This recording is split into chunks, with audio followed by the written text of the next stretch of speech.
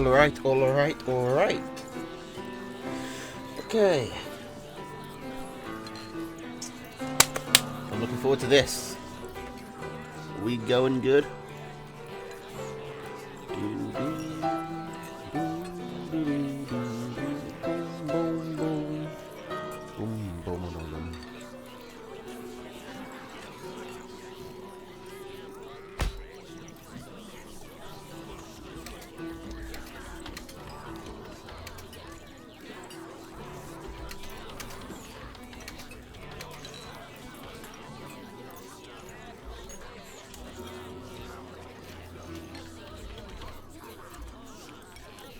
Oh, Zon.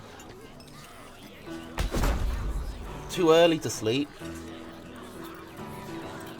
Alright.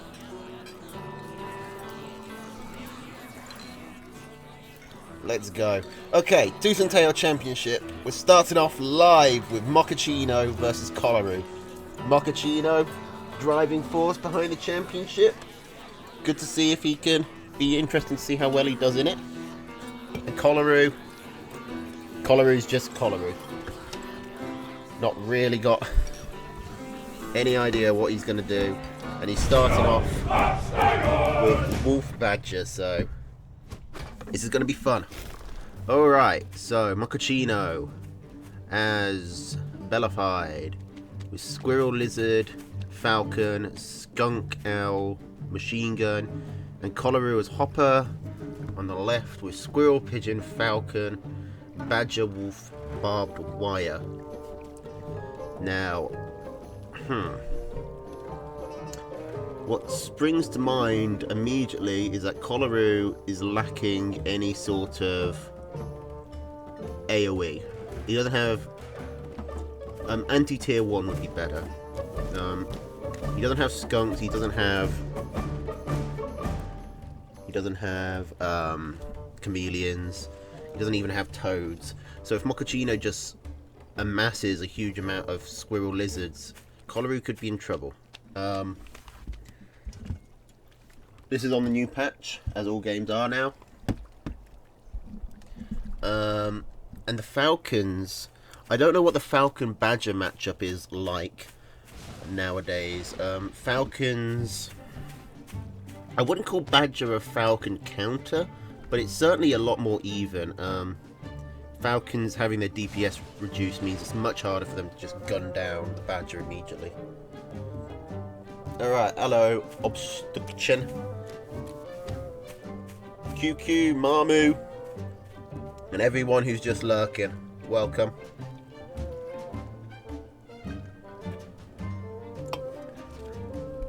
Hope you enjoy, because I'm actually really excited about this. There's some good games. Well, there's a lot of potential for good games. Obviously, I haven't seen them yet, but there's some good matchups we've got coming our way. Okay. So, both players expanding. The map is pretty even. It's 3 bases to 3 bases, so no one's going to have a huge economic advantage. The only difference is Mochaccino's got this campfire, and that can make a big difference. 1 extra farm. But if they get up to full 3 bases, then it's not going to make too much difference. But if they're sitting on, you know, just 1 or 2, then it's a big deal. But immediately going up to 4 farms on their bases, on their expansions, feels like we're in for a long game today, or this time.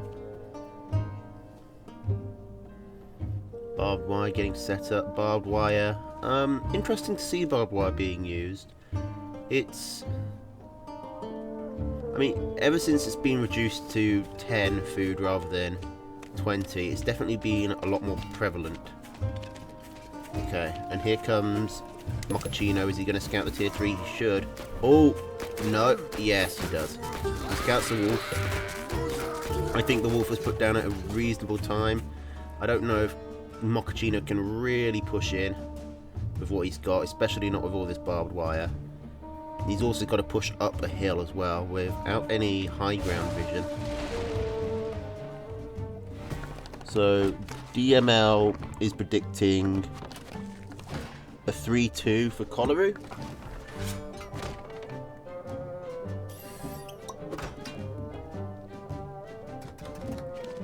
For Mocha.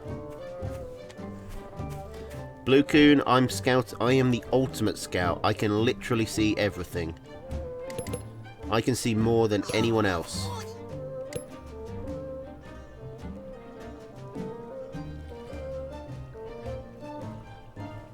Okay, so we got the Badger placed down for Kolaru.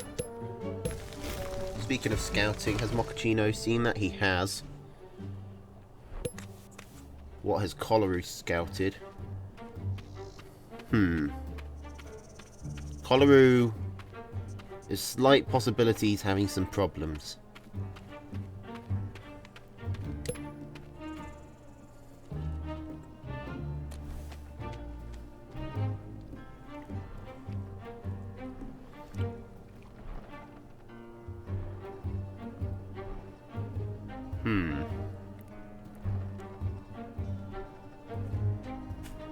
Is Kolaru gonna... I mean, this is Kolaru, and he is known for some unusual strategies, but running into the corner is probably not one of them. I'm curious to see if he'll just win by accident. If, he probably won't, but if Mochaccino... Ah! Wait, no. Okay, Kolaru's definitely got issues. He's just running into the corner. Hopper wants to go south for the winter. She's part bird and it's very snowy here.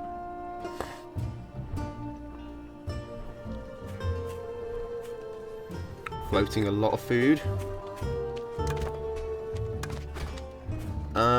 Okay, what do we do about this? Oh, thank you for the follow, Ducky! Mumbling Ducky. It's always annoying when ducks don't speak clearly. I know you've got no lips, but you can still enunciate. I also need to give a shout out to some other followers. Say It Abroad. Hit me with a follow while I was off stream.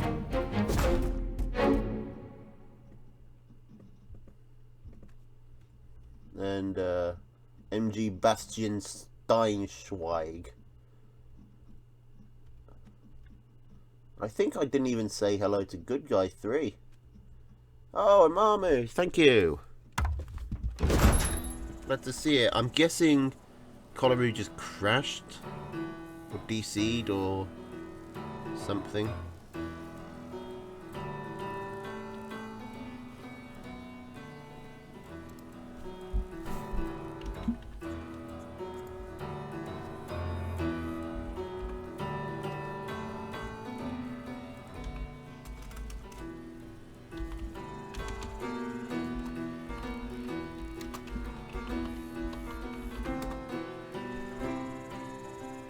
Okay, let's see. Is that going to count as a win for Mochaccino?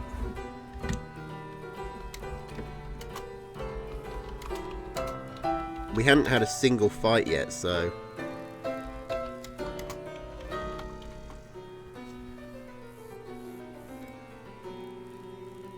Down key got stuck or something, so...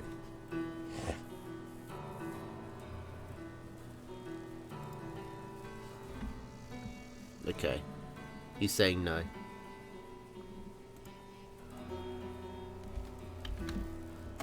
Okay, Mocha says rematch, which I think is fair. Nothing really had happened yet. Well, that's a shame. That's a bummer. It was shaping up to be an exciting match. Always nice to see a wolf badger come out.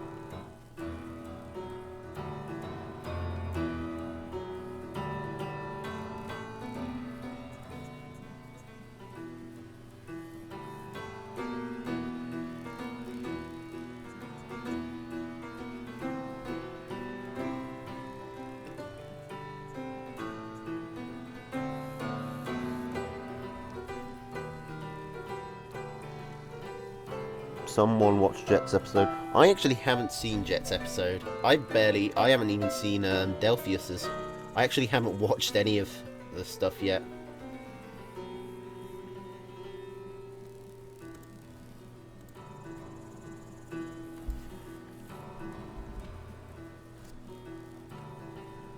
Anyway, so Colaru's going to restart.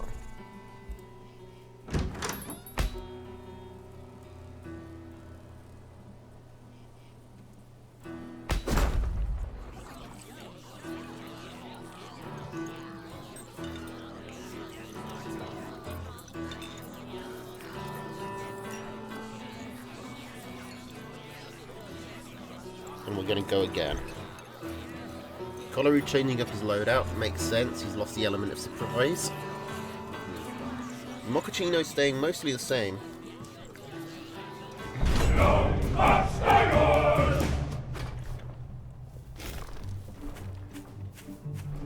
Alright. So, we're redoing game 1. Squirrel, Pigeon, Falcon, Skunk Owl, Arty Cannon from Mochaccino against Lizard, Mole, Ferret, Cam Owl, Barbed Wire. You know, so both, there's two interesting points here. Mochaccino running the Arty Cannon and Kolaru running no squirrels. Also, Kolaru only running lizards that can shoot up. That could be a problem for him.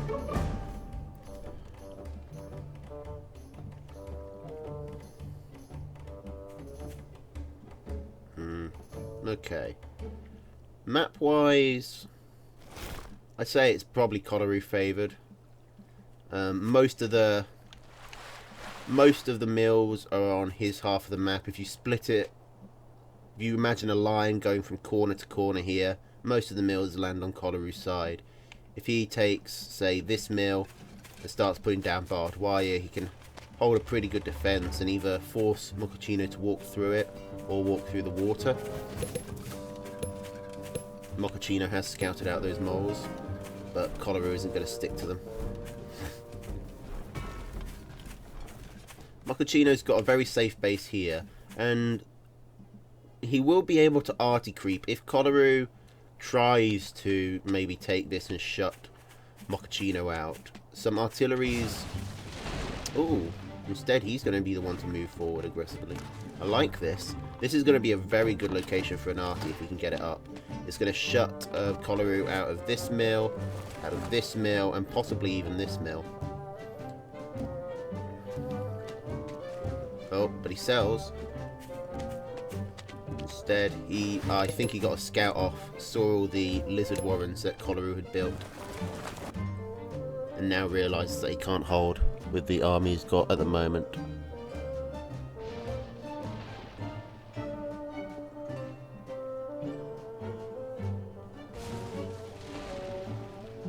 Okay, take some more reserved expansion, as does Kolaru.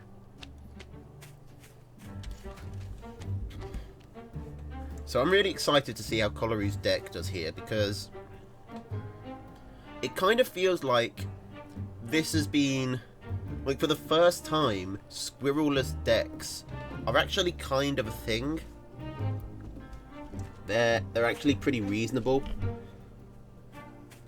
Lizards aren't so hard countered by toads, and you can work around it by going up to tier 2 or by using defenses, by taking smart engagements. You can, I mean, toads are still good against lizards, but they're not, oh, he's got toads, so I just lose. Good. It is hard for Kolaru to harass with this map. There's no real way in other than the front door.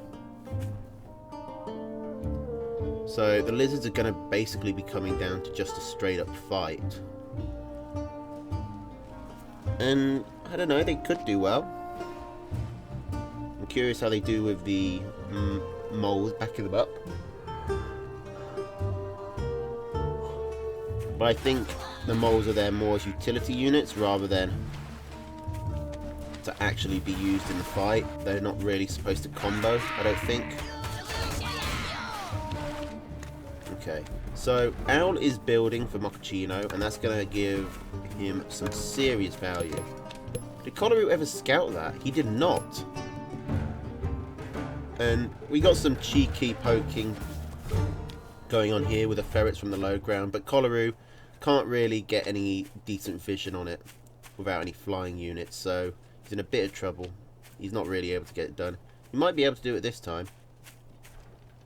Unless Mochaccino just comes here and shoots these ferrets for free. Okay, so Kolaru has put down 2 Owl Warrens of his own, but he's well behind. He's going to run in here and see a whole load of squirrels and mice.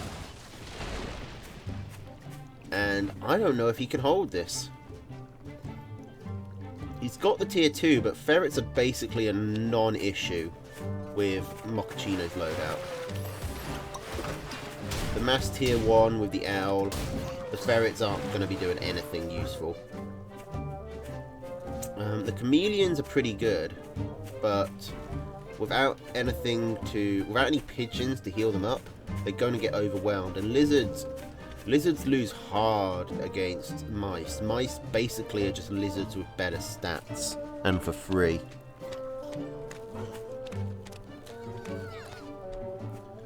Okay. So, Mochaccino's getting his arty up in a good spot, but the fact that he's doing this is going to let Kolaru build up these owls. So we're going into an owl v owl fight. Both players are going to have multiple owls coming up, and I think in that case it will probably go to Mochaccino. Now that he's secured this base, he's got the arty down, he can more easily expand and get a good economy up. And because he's got the falcons, which I think will work out better than the chameleons in an LVL fight, as the chameleons can't actually shoot up. Okay, so Kolaru is just selling all his lizards and going straight into Owl's chameleons. He's keeping a few cams. I think Kolaru needs to take this base relatively soon, just so Mochaccino can't, you know, arty creep him too much. But Mochaccino's coming in. He's got a huge amount of squirrels to back up these mice. And holy crap, Kolaru isn't even close. There's nowhere where he can micro. He has to burrow all the way back. He's got his chameleons, but they're going the wrong way! Oh, the chameleon base trade didn't work out. And Mochaccino is building bases here anyway. I don't think the chameleons could have got round.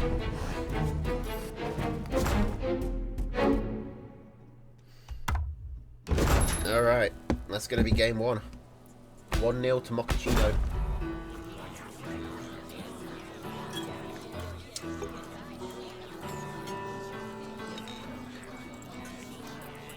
Now Kolaru there went random. Usually, when someone goes random, it's a sign that they don't care what happens. They're not taking this game seriously anymore. For Kolaru, it's the exact opposite. Kolaru plays at his best with random decks. Kolaru is the random main. And like, you can't predict what he's going to come up, because you can't predict what it's going to come up with, but he's very good at adapting. So he actually does a lot better with random decks than he does when he actually has a plan. Okay, so this is a pretty interesting deck Kolaru's ended up with. Squirrel, Pigeon, Skunk, Badger, Fox, Mine. Against Squirrel, Lizard, Falcon, Skunk, Cam, Machine Gun. Mochaccino's got an interesting deck in his own right with no tier 3 and lots of tier 2s. Sort of the type of deck you'd expect to see from like the last patch. Before Cams and Falcons got a slight nerf. But I'm really interested in Kolaru's deck, because Badger and Fox are the two most micro-intensive tier 3. So you generally don't take both of them at once, because you can only micro one unit at a time. And both of them basically need to be microed constantly. I've tried it before, just to see if I could, and I mean, it is actually quite powerful, but it is so hard to micro.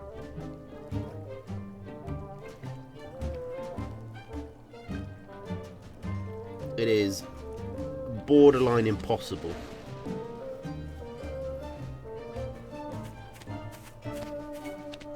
Okay, we've got some early mines coming out. I'm pretty sure Mochaccino saw those, so I don't expect him to walk over them.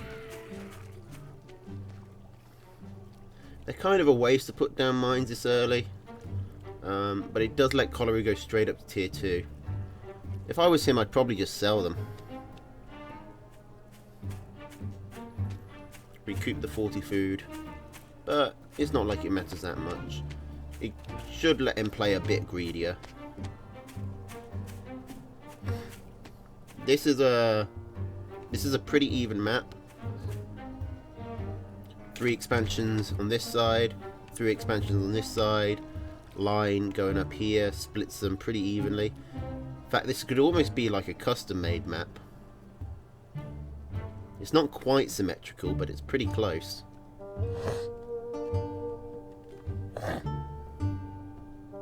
Jet is posting spoilers in my chat, so I'm going to have to not read that, because I still haven't watched the previous. I still need to watch the VOD of his cast and Delphius's. Okay. Here comes Coloru, and now with the mines here, this is actually going to be quite useful. Manages to burst down quite a few lizards and some squirrels. But he's not able to keep the pressure on. And these chameleons should be able to get some serious work done. Yeah, this fight is not going well for Coloru at all.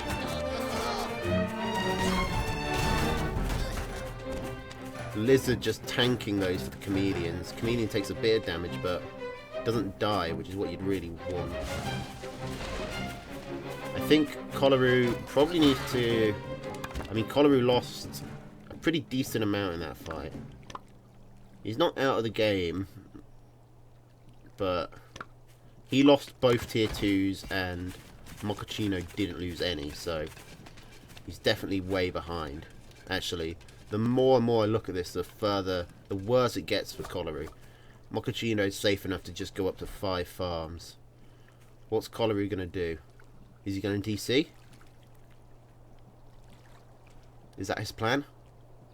Am I DCing? No, Mochaccino's DCing. Interesting strategy.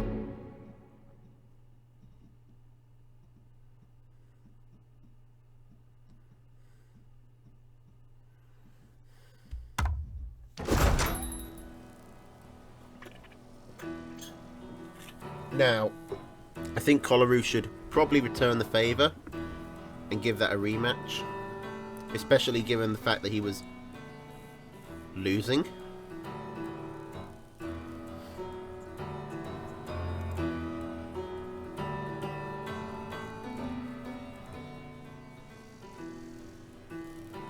Yeah, I think Coloru's best option there would be to get a tier 3 out, probably a badger. Well, either he could go for a badger and then all in, or he could go for a fox and try and claw his way back. But either way, he was definitely on the back foot. He definitely needed some tier 3.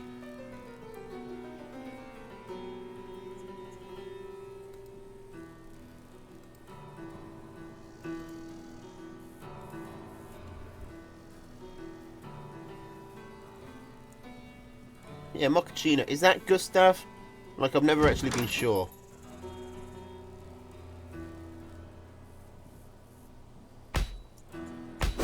Right. Is he not on the PS4 anymore? Okay, they are rematching. But Coloru isn't taking his Fox Badger. No! Come on, Coloru. Take Fox Badger. Don't be a pussy.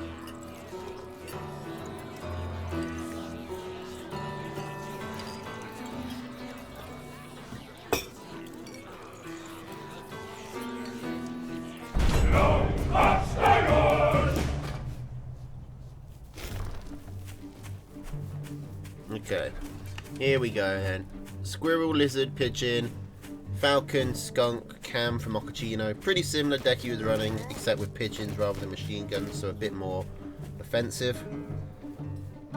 And Coloru, Squirrel, Lizard, Toad, Falcon, Skunk, Wolf. This is a very last patch deck. It's unnervingly standard from Coloru. Oh, and he's going for quick Lizard Rush. Mochaccino gets a scout.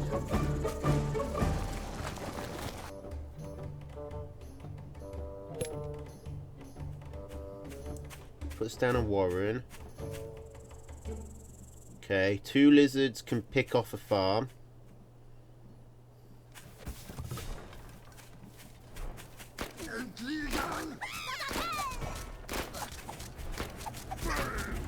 Is he going to go for a second? No, he's going to play it safe. I think that's a good idea. Lizards are very bad on defense, so if he committed there and lost extra lizards, he could get absolutely run over on the counterattack.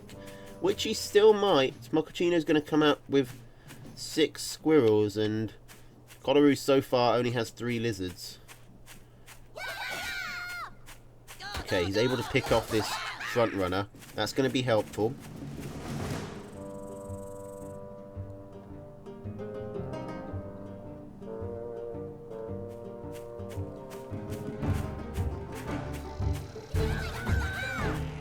Okay, now Coloru's in a much safer spot.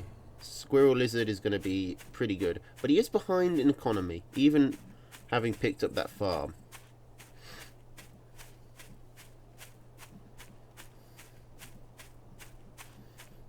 Now he's thinking about it.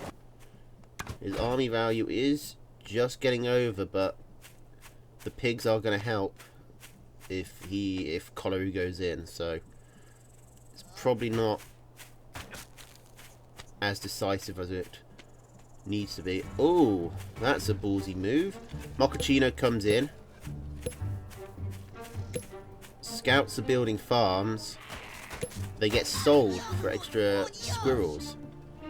If Mochaccino doesn't scout this, he could be in serious trouble, especially if he goes for 8 farms, and he is going for 8 farms. Coloru has a chance to win this all, but he's supply blocked at the moment, and Mochaccino's going to come in while the armies are even. No, he's getting chased off.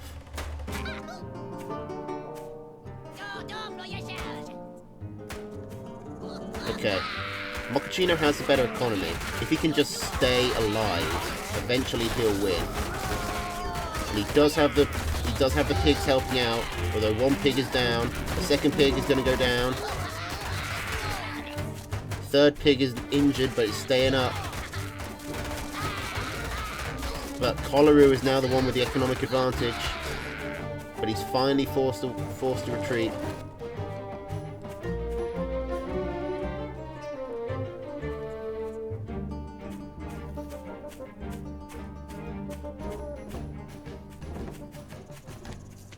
Alright. Both players going up to 7 farms. It's just kind of feeling like a game where we won't get off 1 base. Ooh, and Coloru fake attacks.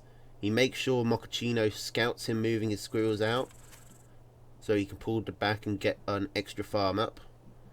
And even going for tier 2. If he gets those skunks out, then he's in a really good spot. Mochaccino's going to have nothing to deal with it. Mochaccino's too scared to move up in tech to go for tier 2. If he went for some lizards, he would have something to counter the skunks, but that's not as easy a counter as it used to be with the skunk buff. Okay, Mochaccino did scout the tier 2. But what's he going to do? There's... I don't know if Mochaccino's got time to get his own skunks out. There's only 20 more seconds until Coloru has 2 skunks, and he looks like he's just going to attack with 1.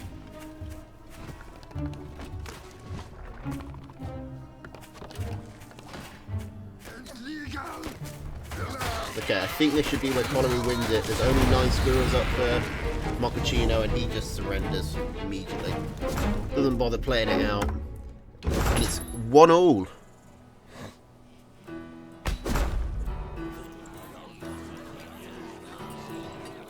Oh, Obstacle Chen. Thanks for the follow. Just noticed. Cheers. Hope you enjoy it. Okay, Kolaru is going Mole as his only tier 1. Yep, that's what he's doing. Okay, so Mole... Okay, so let's get Mochaccino out of the way. The normal deck. Squirrel, Lizard, Falcon, Skunk, Owl, Mine. That's what a Tooth and Tail deck should look like. 2 tier 1, 2 tier 2, tier 3, defensive structure. That's the standard format. Kolaru.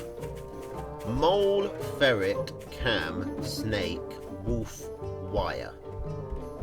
I mean, he's got the 1 tier 3 and the 1 defensive structure, but 1 tier 1, 3 tier 2, that's a bit unusual. Only having moles as your tier 1 is very, very unusual. I mean, what's up with 6 unit slots per row? It's a mod that never left, even after I deleted the mod and verified the files.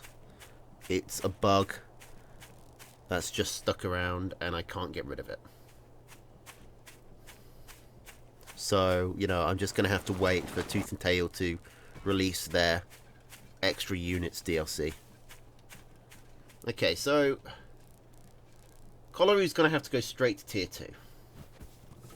The problem is that invites early squirrel pressure, especially when the rush distance isn't particularly long. I mean, this is a fairly short rush distance.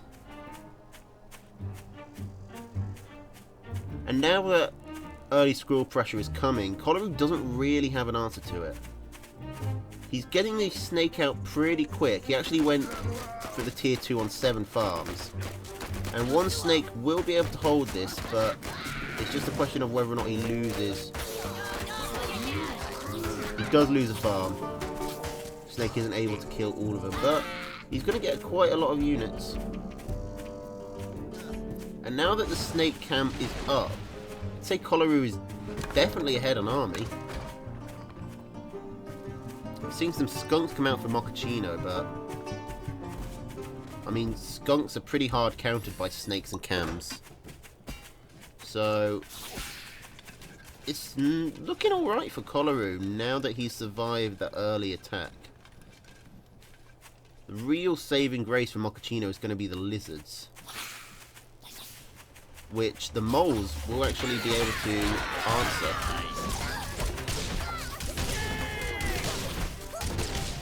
A lot of skunk gets going down. The chameleon finally dies. These skunks are still alive.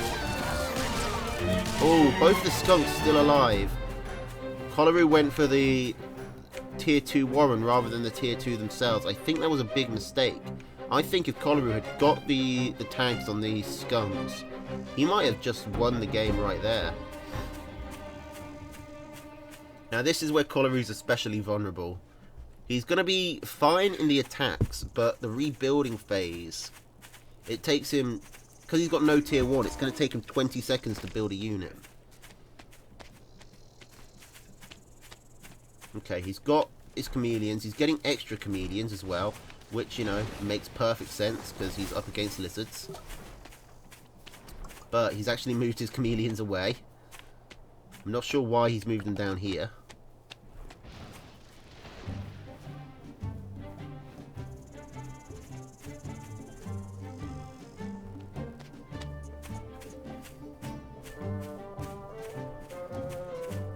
Okay, now it becomes harder. With the lizards and the falcons, it's going to be a lot harder for Kolaru to get something going.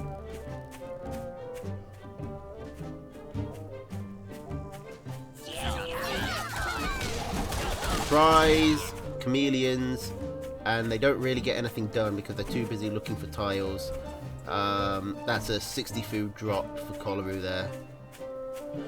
Chameleons, the only nerf they got was that their cloak speed, the speed from going from visible to invisible, is now half a second, and I mean that matters.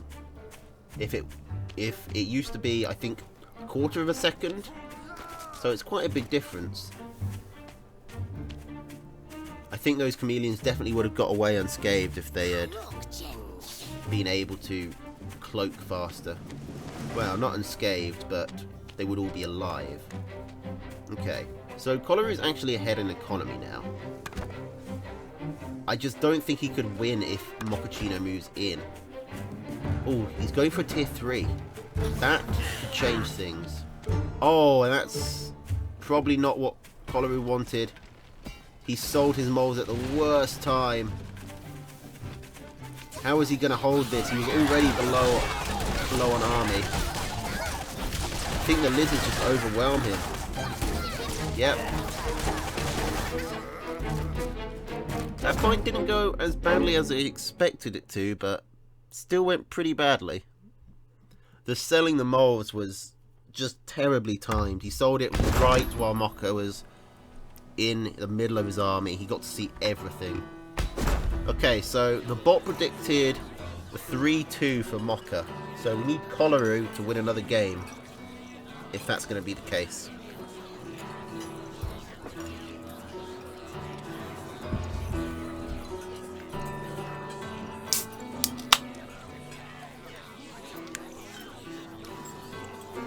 Cholera's still not taking squirrels. He has some aversion to squirrels.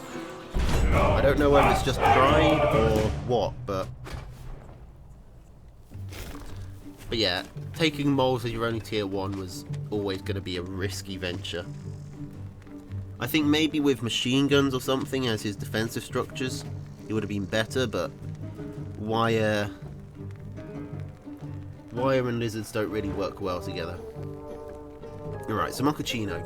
Squirrel, lizard, falcon, skunk, owl, arty. I'm pretty sure we saw him use this in one of the first games. The first game he won because we had a couple of disconnects and restarts. Alright. Cholera's lizard. I almost said squirrel, just out of habit. But no squirrel. Lizard, toad, pigeon, badger, machine gun, balloon.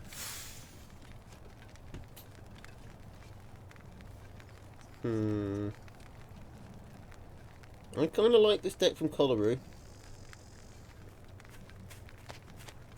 I think it's much easier to defend in the early game with the multiple tier 1s. He's got the late game of just badger, badger, badger. Mushroom, mushroom.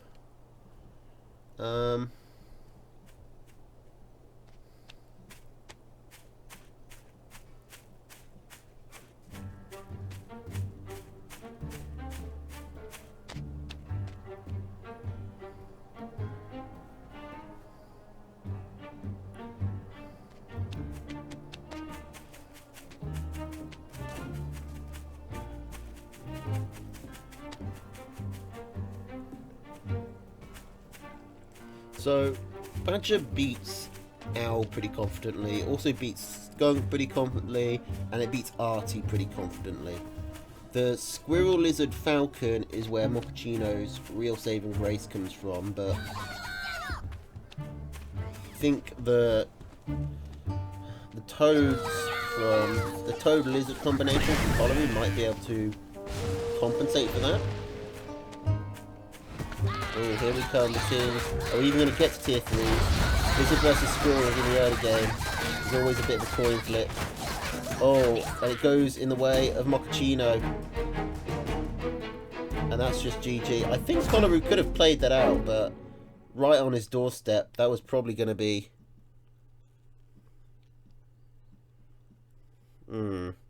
That's disappointing.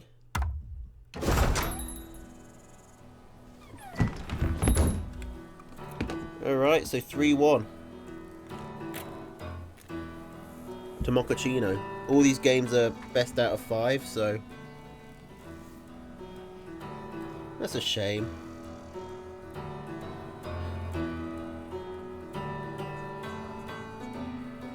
Okay, so we've got one more live game if we're going to go straight into this. We do not have a score overlay because I am bad at my job. Also, I'll be honest, I don't actually like them. I think they take up too much of the screen. And I don't find it too hard to remember that the score is 3-1.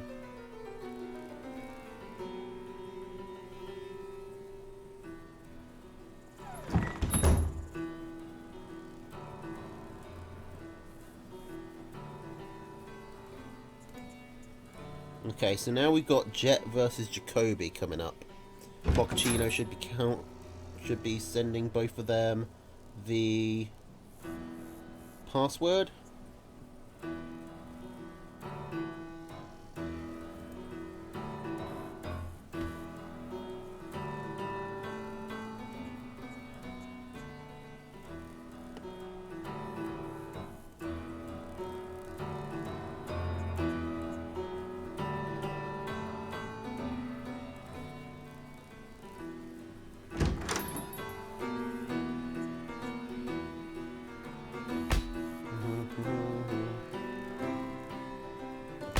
Got Jet and Jacoby. Does Jet still play Ferret every game? We'll find out. Dan was predicting another 3-2, but for Jet this time. Okay, Jacoby still sticking with his famous Badger. And Jet Erickson is indeed taking Ferret. Alright, let's see. Okay, so Jacoby, Squirrel, Pigeon, Mole, Falcon, Skunk, Badger against Jet with Squirrel, Ferret, Skunk, Snake, Owl, Balloon. Okay, so these are both at the tippy top premier level. They're both real old school players. Been around for, I think, about as long as the game's been out. Maybe even longer. Jacoby won the old versus new tournament that I did on TNT's 2nd anniversary, so he is officially the best player in the game. But that was also 3 patches ago now, maybe more, and I don't know if he's been keeping up. I haven't seen him around too much, but wasn't he in... was he in the 21? He was in the 21 Generals Challenge, wasn't he?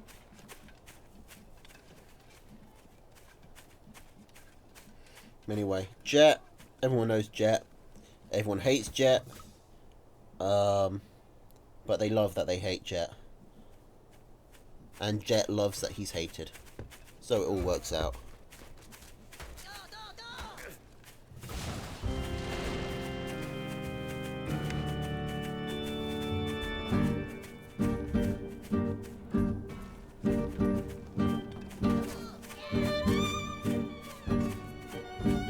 Okay, so Ferret, Skunk, Snake, Owl. Basically everything but the Snake there loses to Badger. And with the changes to how Poison Days works, where it's stacking, Badger can now take Snakes if you micro it well, and if you have a lot of support. So we'll have to see. Of course, it might not get that far. As Jet is coming out with the Ferrets, Jacoby is built very far forward. It's very possible that Jacoby could just get poked down.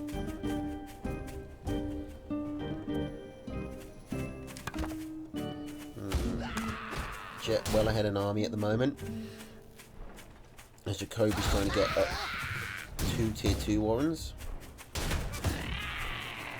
on a 1 base economy.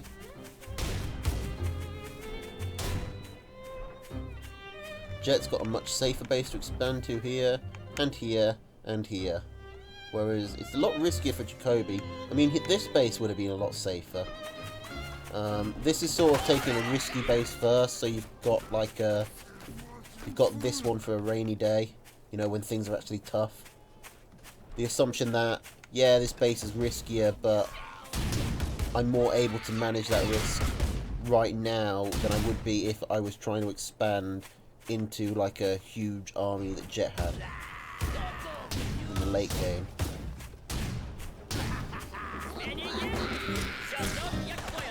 Okay. This choke point could be a nightmare for both players. They've both got skunks. Kobe's gone through it.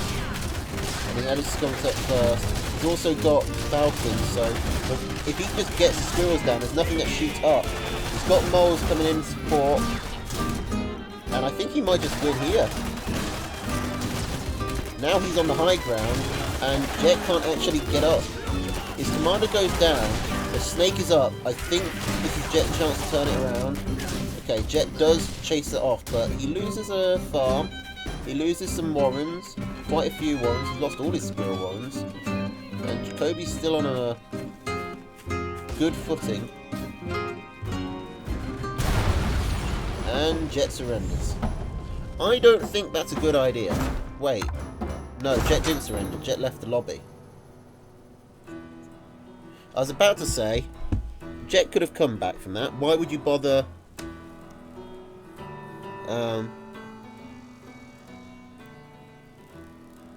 why would you bother chasing off the attack and then quitting?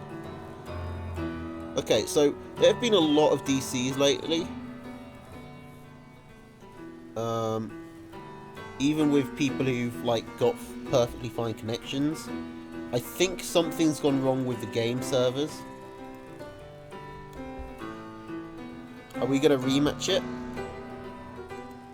Because the comeback was still on. Jet was behind, but not behind by a lot. I mean, Mochaccino says rematch and it's his tournament, so I think that's what we're doing.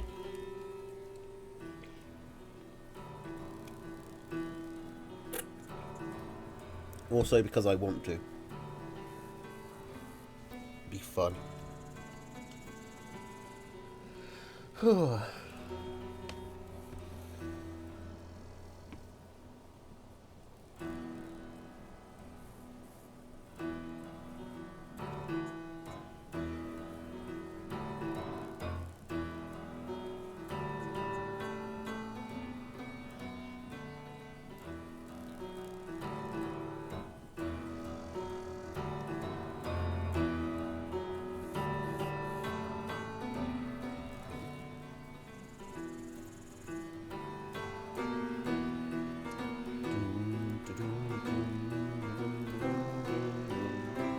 So, hopefully, make it even.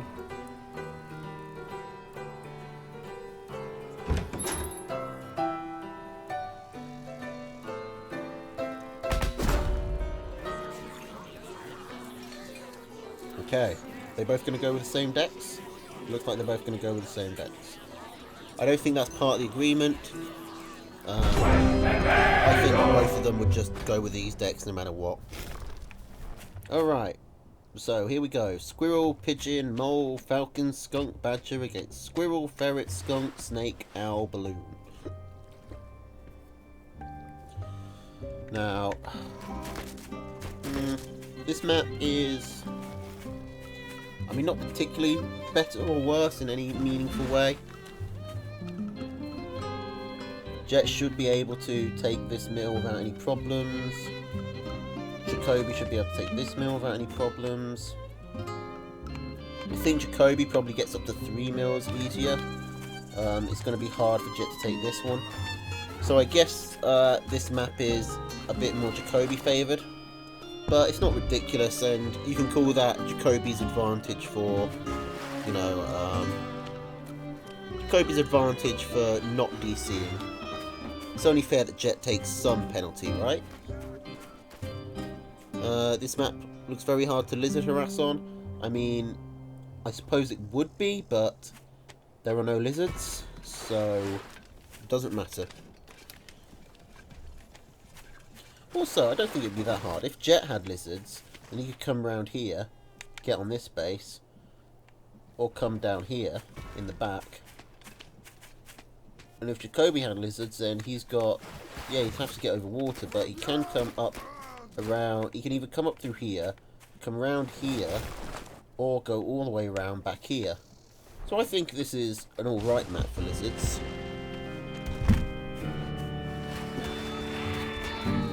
ferret, not lizard.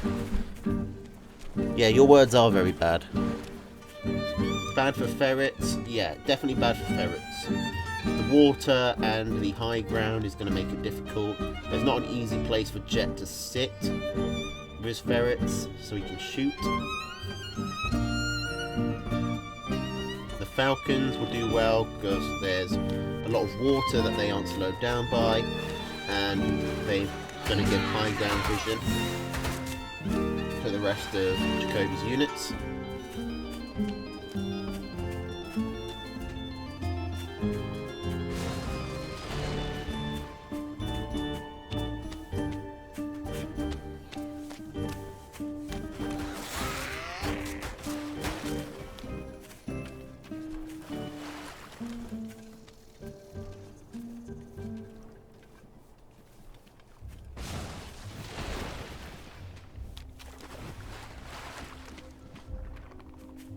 Okay, this is a really ballsy expansion from Jacoby. I mean Jet. Jet, not Jacoby. Wrong J. But if he can get this and start sending up balloons, then it'll actually work out fairly well. And I think that's probably going to be what his plan is. I'm surprised to see him put down a farm. 2 farms I'm amazed by. Oh, hello Protocam. Didn't see you there. Your name is the same colour as the person, as some other people, and I just got you mixed up. But hello. Anyway, that's not really here nor there. I'm curious to see what Jet's doing. I'd expect, yeah, there. I was going to expect at least 1 balloon. That's not only going to give him high ground vision, but it's going to make this harder to push into, and he can possibly start creeping them forward.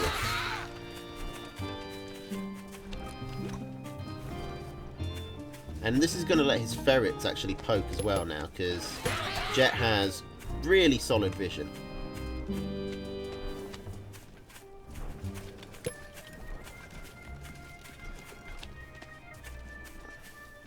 I mean, taking this base isn't what I would do, but it is definitely working out. Well, it's worked out so far. But what's Jet's plan for all these moles coming in? He doesn't have... He's got the skunks, I suppose, as his anti-tier 1, but he's not got a lot of them.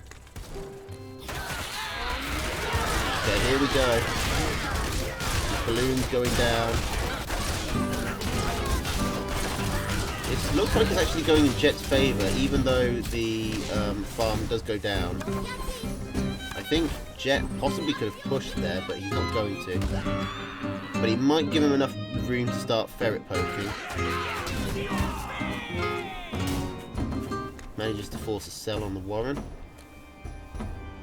We're going to see another balloon come up.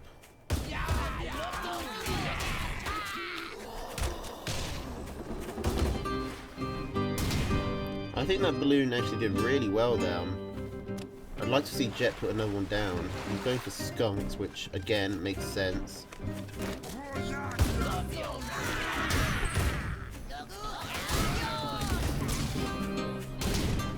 These ferrets so far have only got 1 Warren, and they didn't even really get that. They forced a cell, but they didn't destroy it.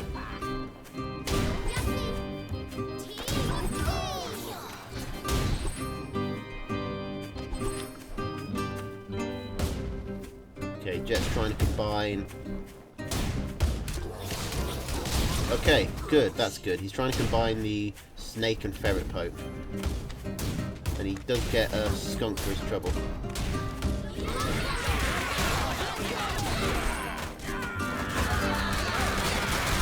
Okay, but now, when the fight starts, a lot of Jet's snakes are very injured there. And that's important. He needs those snakes. They're his best counter to the Falcons.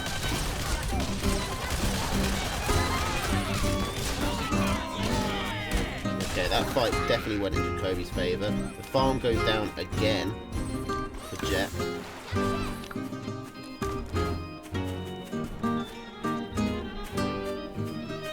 It's hard to say Jet's out of this though, because he just needs 1... He's got the tools to poke his way back from a deficit, and he just needs 1 good fight. If Jacoby messes up on one engagement... Oh, this one's risky.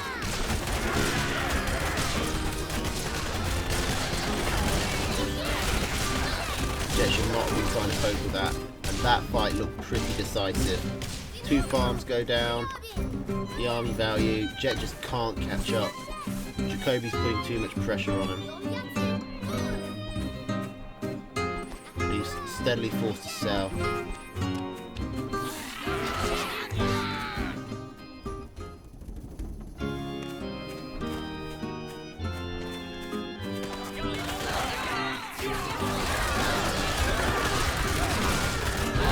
There goes the mill. Not be able to tank enough. Falcons are nerfed, but they're not that nerfed. And this time, if Jet disconnects, I think we say Jacoby definitely gets the point. He's fighting it out with his 1 health skunk, but the damage is done.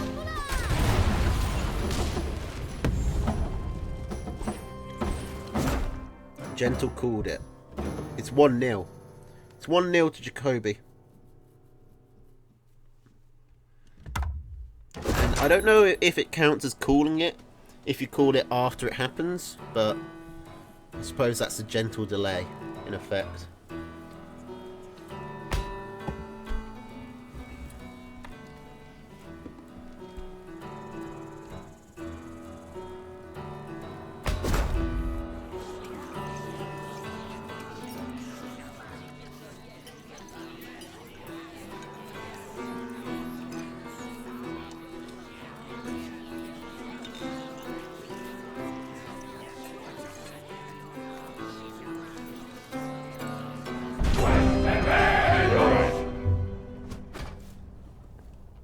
Okay, so I think this is the same decks again. Jacoby definitely is. Squirrel, Pigeon, Mole, Falcon, Skunk, Badger. Jet, Squirrel, Mole, Ferret, Skunk, Snake, Balloon. Did he have Mole? I don't think he had Moles last game. But I can't remember what he did have. I know he had Ferret. He had Owl, that's what he had. He had a tier 3. Okay. So, I think either player can put in lizards and be in a really good spot. Ooh, here we go.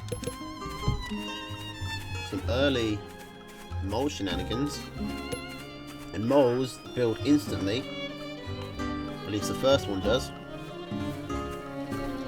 So, Jet is going to scare Jacoby into building a tier 1 warrant.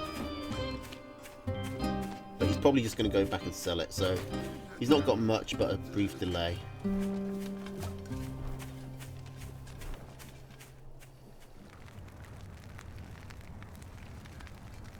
And in fact, Jacoby actually gets his 8th farm down before Jet.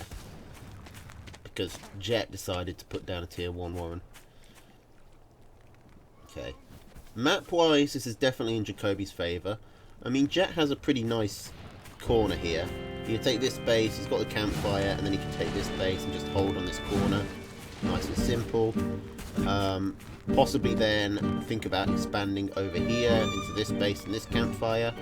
But I think Jacoby, with these 2 bases nice and tucked away, this one fairly close, puts Jet under a bit of pressure, and it secures this base. So I think Jacoby's definitely got the favourable map.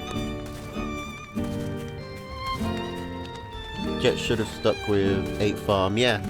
This campfire is going to stop any early aggression. You need at least 2-3 warrens before you can really push through there.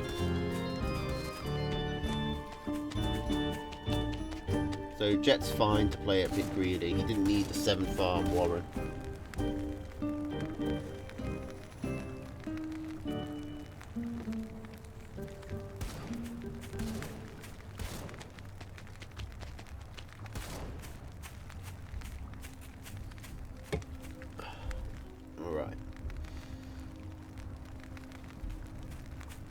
So, are we going to get to tier 3s this game? And why did Jet put the moles in his deck? I think Jet put the moles in his deck just to deal with Jacoby's moles. I think that was the main reason. Like, there's nothing else in Jacoby's deck that moles really help with. I think just more early game power, and some, you know, he needs some tanks actually. Like the skunks aren't that tanky, and you kind of need stuff to tank for them. If your deck is mainly tier 2, then you can't really rely on the tier 2s as tanks. So, you know, I think it does actually make a fair bit of sense to take some moles. I have a theory that Badger might be OP. I do not share that theory.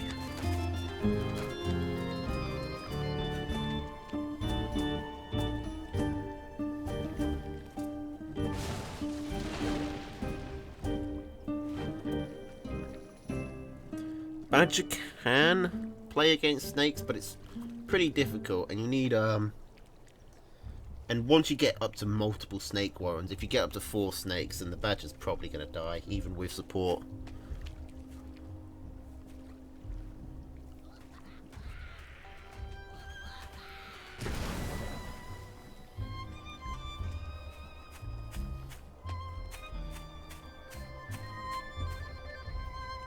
Not to mention, Badger can actually be beaten by just massing squirrels. Just sheer tier 1 can actually beat the Badger pretty safely. What's the next matchup? Okay, so after this we've got James versus Blue Coon, then Melvin Fro versus Suleiman, and Paulon versus Obstruction.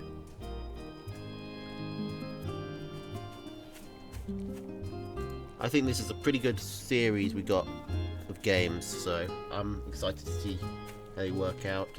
Alright, so while I was doing that, did Jet scout the Badger? He did. Economies are looking fairly even. Jacoby's a bit ahead.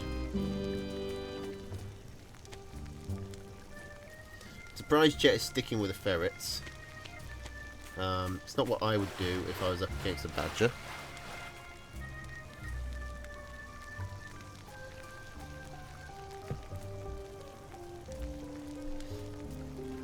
Yeah, but Badger was seriously weak last patch anyway. And Pigeon, the Badger really depends on pigeons, which aren't that good at healing big single targets anymore, so I don't think the Badger's going to be broken. Okay, here we go. These balloons are not going to get up in time. It's going to look like it anyway. Or maybe one of them. Maybe. Jacoby actually seems like he wants to wait. He's going to move on to this campfire. Jet isn't going to contest it. Okay, one balloon up. He's trying to get up more. It's very hard for a Badger to push into balloons.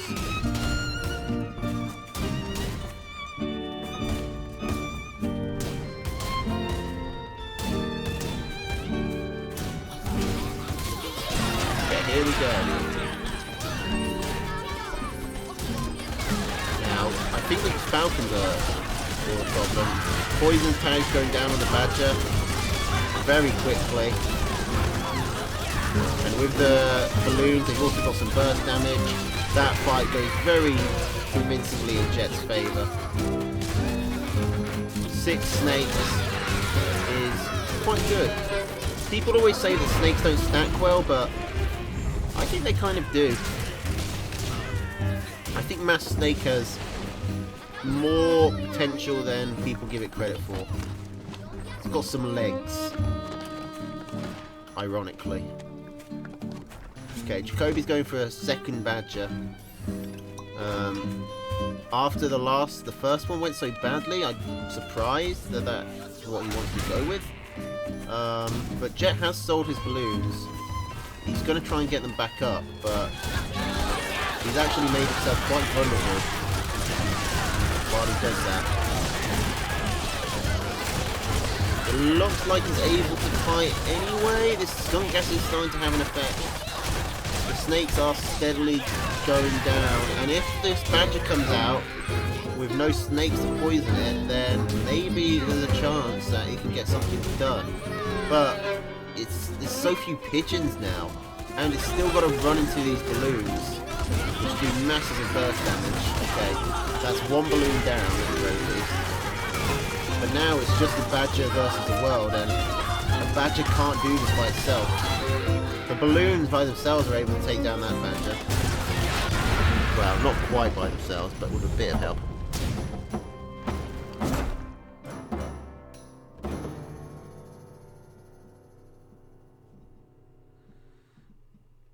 Alright.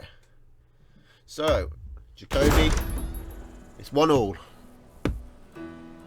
The badger, I think the badger has got a really high skill cap because it is pretty fragile at the moment.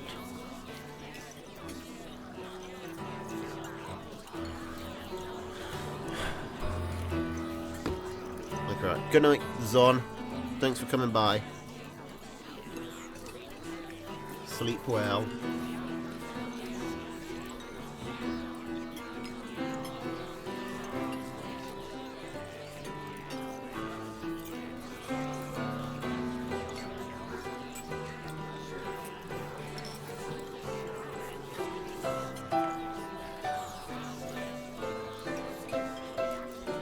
Okay, I'm not sure where Jet went exactly.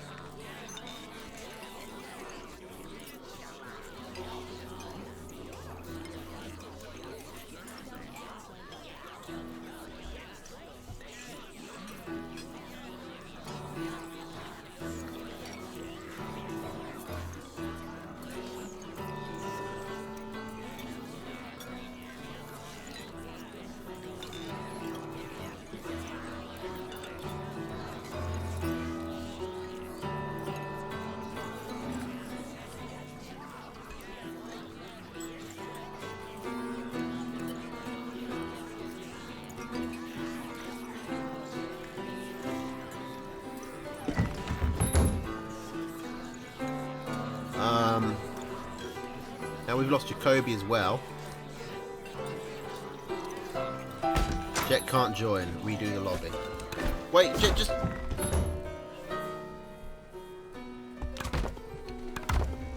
Okay, whatever.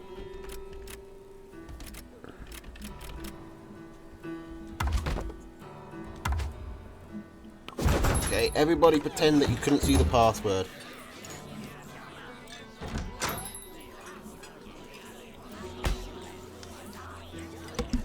Playing Gas Dungeon and got the worst thing. What's that?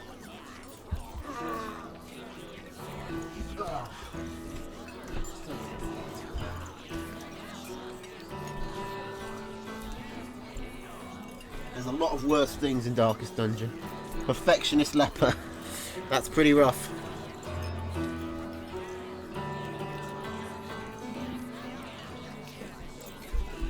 Alright, well, the lobby's back up.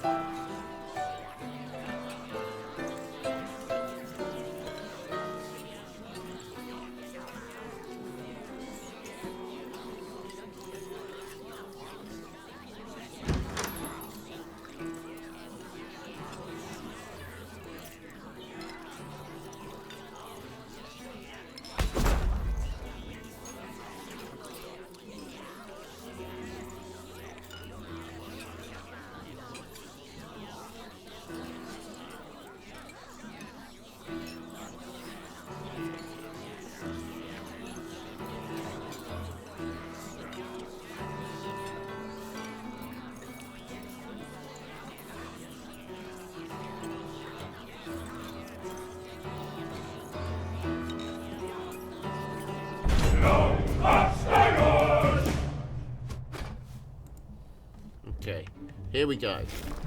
Squirrel, lizard, falcon, skunk, fox. Mine against squirrel, pigeon, mole, falcon, skunk, badger. Okay, so Jet is changing his deck up a bit. Bringing out the fox. It makes sense against the badger. It makes sense against the falcon and skunks. I'm not sure if it can make sense against Jacoby in general. Well, no, it makes sense against Jacoby. It's just any deck with squirrels automatically has a fox counter, which is kind of why I think the fox is a very risky unit to take, because any deck with tier 1 always has a counter to a fox. But has Jacoby only just scouted that tier 1 Warren? Jet's gonna be able to get out some lizards and cause some damage. Oh, and he forces a sell on the Warren. I don't think Jacoby needs to sell that. Okay, he's waiting for 3 lizards since this one is injured. Nope, he's just going in with 2. He loses his patience. He probably shouldn't have. But he manages to make it work. Now he's got to worry about the counterattack. He is supply blocked.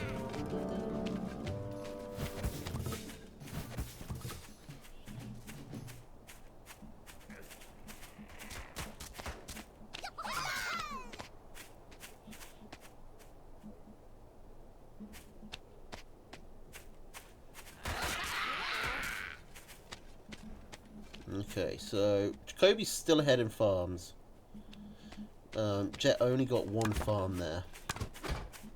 But he's gonna. Both players are going up to 8 now, so it should even out. Ooh, Jet is gonna try and come round.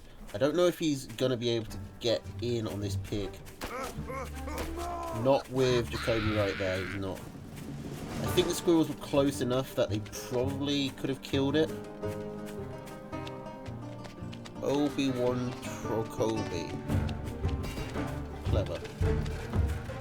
Hello, Ute that rhymes with soup. Are you playing in this championship? Or would it interfere too much with your RuneScape time? Okay. Jet's got some mines set up as Jacoby's coming in. The lag is spiking, making everything very tense. Oh, damn it!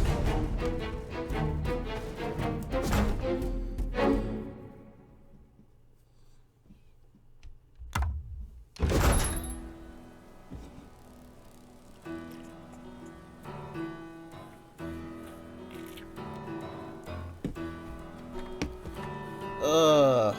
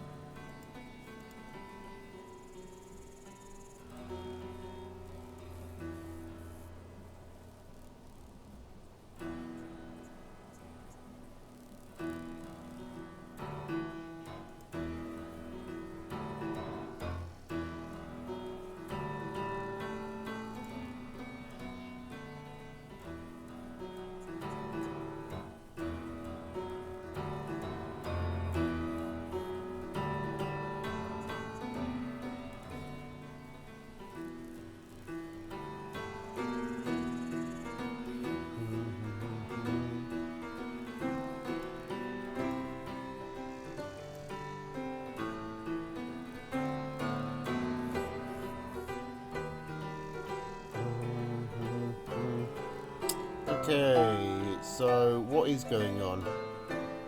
Oh, shit. Go to replays, then we call the two again. Okay, so remember the score is 1-1 on the Jays. Because we're going to have to come back to that and go into the next set of games, which are all replays. So, Jimmy versus Blue, aka James versus Blue. I don't know what cheeky bastard saved it as Jimmy, but I loved it. Jimmy. It's so hard to take anyone seriously if they're called Jimmy. Okay, here we go. Squirrel, lizard, falcon, skunk, snake, mine against squirrel, lizard, ferret, squirrel, lizard, falcon, snake, fox, balloon. No ferret. I've got ferrets on the brain after watching Jet. Okay, so... gotta shift gears here. Different mindset here. Triple tier 2 against... sort of standard deck coming out from James.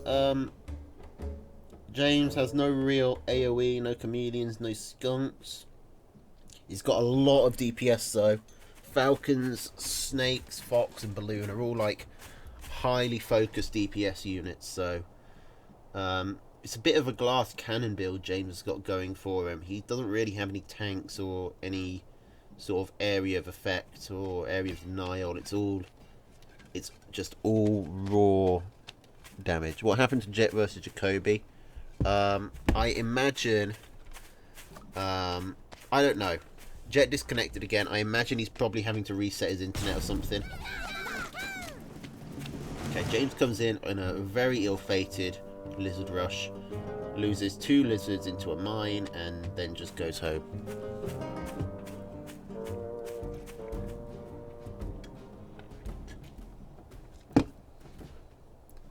I mean, I think Jacoby's always had a history of having bad connections to people, and Jet's isn't great either, so it's a perfect storm, really. But we've got more games to play. At the moment, both of these players are pretty solid. Blue and James, both old-timers. James only recently got dethroned from his position as king of, I mean, what would you call it, like the 21 series. Like, he's been champion of that for several series in a row. He's defended his title. Was just recently ousted by Haru.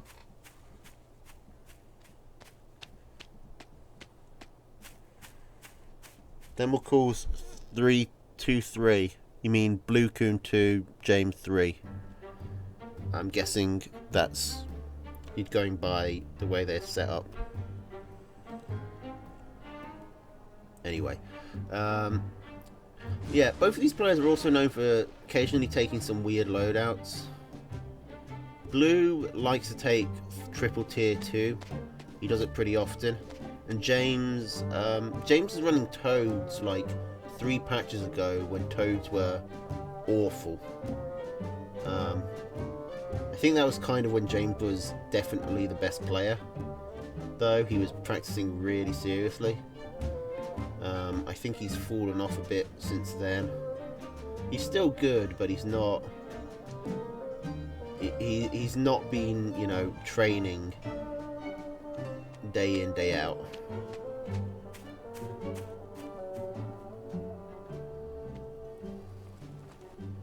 You know, he's not a Yamcha. He's more of a Gohan. If we use the Dragon Ball power scale.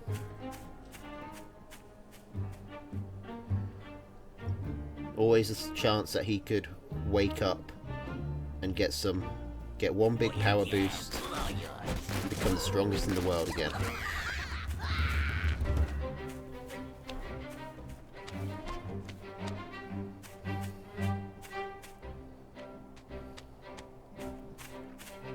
Okay. I guess using a Dragon Ball analogy, Blue Kun is probably Master Roshi, like the weird old guy who's everyone thinks is just comic relief, but then like has secretly got really good off screen.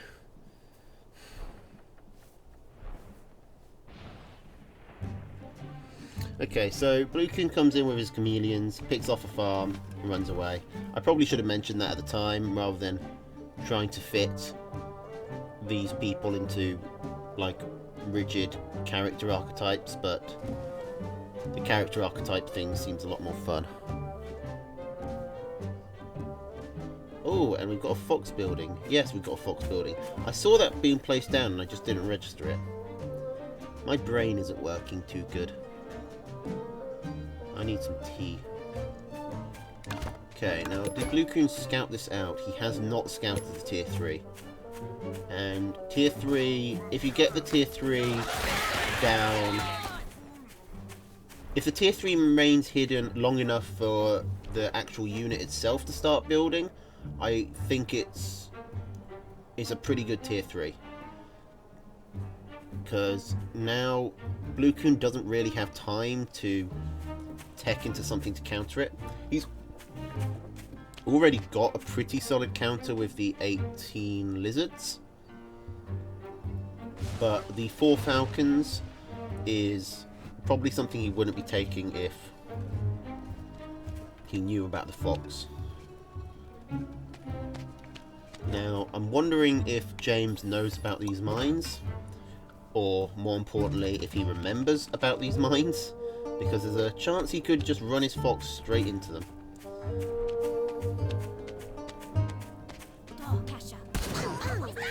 Okay. Fox goes very far forward, takes a few scratches, and that fox is dead. That was some terrible micro from James. Holy crap. James had a significantly larger army there. He just needed to not let the tier 3 die, and then as soon as the lizards went down, he could have just picked off all the tier 2 nice and easily. James is able to kill Blue Kun's army on the re-rally, but still a pretty major fuck-up.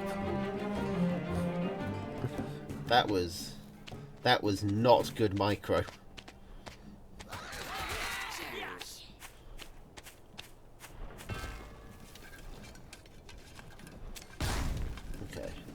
So this is looking better now for James. He's getting set up.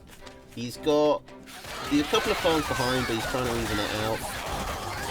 This fight looks like it's going pretty well with the Falcons, just gunning everything. Falcon Snake combo, just putting out so much DPS that the Chameleons can't really tank enough for it.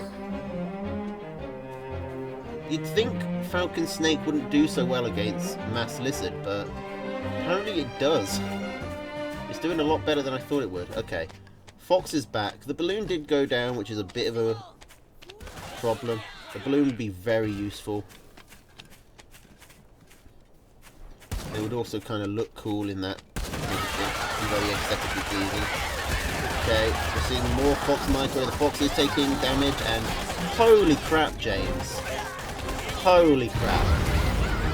Like, that was not good.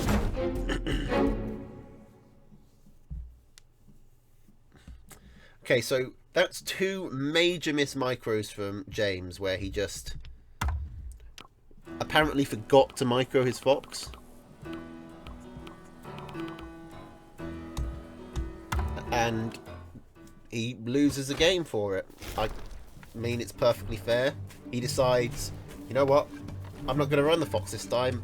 I'm clearly bad at micro, so I'm going to go with the Badger. Because, you know, Badger doesn't require any micro at all.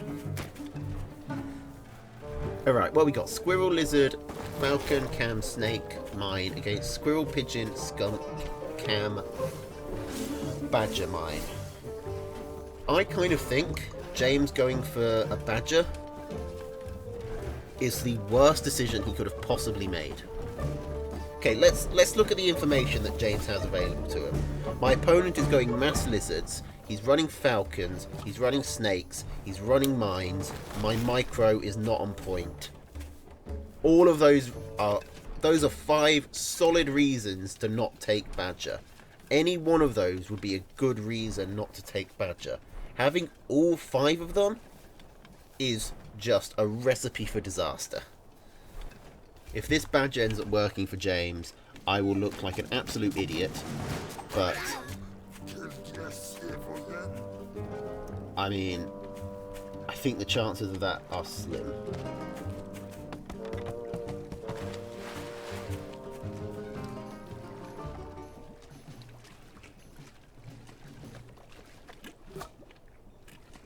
I mean, maybe he'll make it work. Even if he makes it work, I'm going to stand by. It's a daft decision.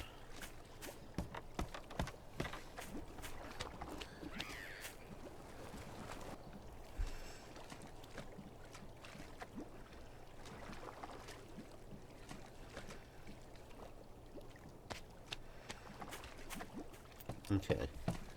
So looking at the map, it is in James's favour. It's far easier for him to get multiple expansions than it is for Blue Coon.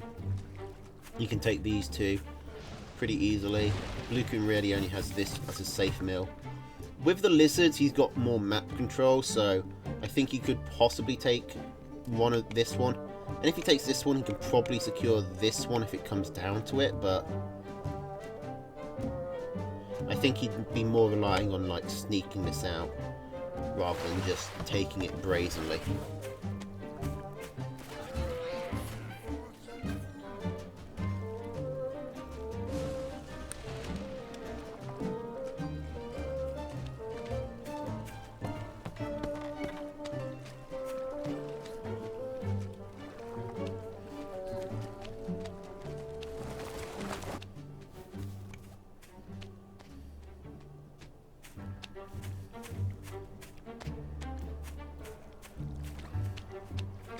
Alright, so both players expanding, both players getting tier 2 out. No one wants to push as of yet. Oh, no, James does. Now that I said no one does, he wants to. Or is he just using his chameleons? He's just using his chameleons.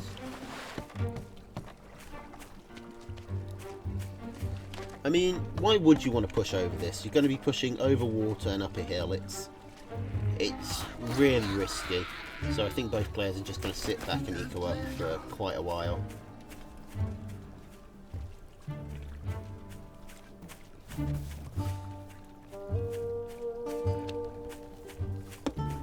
Flow! Rayburn. So, will the Badger... Is there a big difference between Badger Micro and Fox Micro? I mean, yes and no. You kind of can't afford to take... Like, you have to sort of babysit them constantly. The Badger you can tank more with. But... you can also, it's also a lot harder to get the Badger out of a sticky situation because it doesn't move as quick. So, I don't know if I'd agree that there's that much difference. What you basically want to do with Badger is keep it right on the edge of its range, so it's constantly revved up, but it's as far away as possible from the army, so it can escape if needs be, and it's going to be taking less damage. That's a perfect Badger Micro, as a general rule. I mean, obviously sometimes you might want to just move it forward so it tanks for the rest of your army. And you kind of want to get it on the side of the priority targets. Like, you can't really like target specific units with a Badger. You have to target the general army, the general area, because if you try and target a specific unit, then the Badger walks forward towards that unit and it gets obliterated. Same thing generally happens with Fox. You sort of have to just, like, if I had a Fox here, I couldn't just click on the skunk to target the skunk. I'd have to sort of place my Fox on this side of the army and hope it hits the skunk. Because if I just went in and clicked on the skunk, then I risk my commander dying and my fox being unable to escape. Also, I risk the army just walking forward and it being much harder for me to micro my fox away. So I think that they're pretty similar.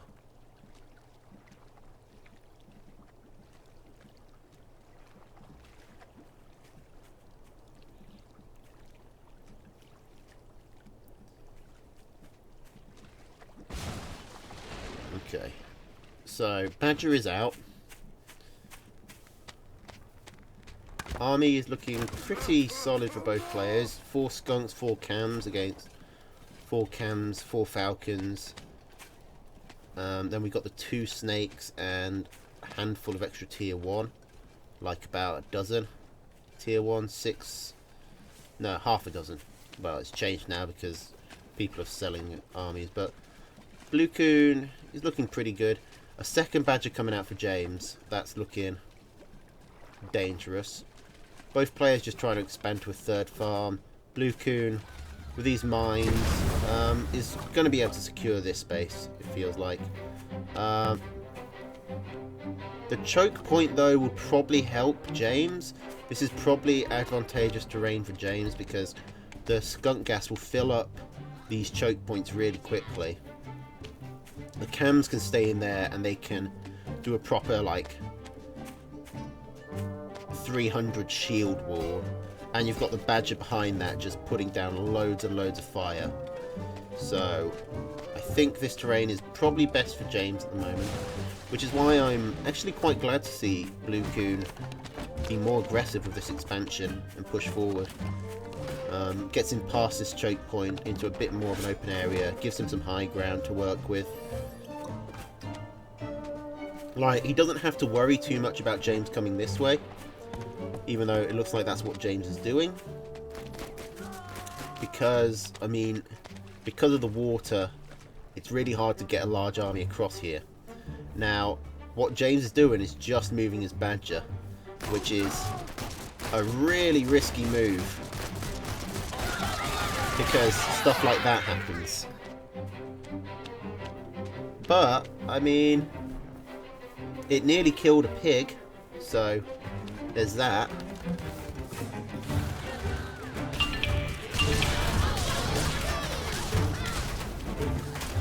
Okay, Blue Coon walks into some mines there.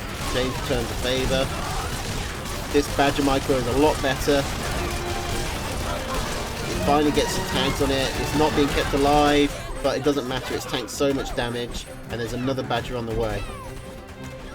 The Badger did its job there. It gunned down a lot of units, and it kept the tier 2 alive for James. So, I mean, that play of moving the Badger over, I kind of want to admire, but I think James really needed to... James sort of needed to be pushing over here with something to threaten. Instead, I think he rallied all over here, which just meant the Badger walked straight across into Blue Coon's army.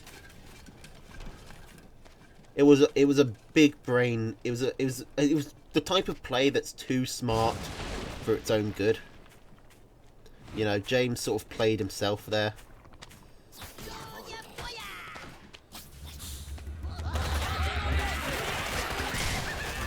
Okay, now this Badger gets focused down much quicker. Still gets quite a lot of value though. Like, all the tank is... Badger is sort of just acting as a tank. And it's kind of working.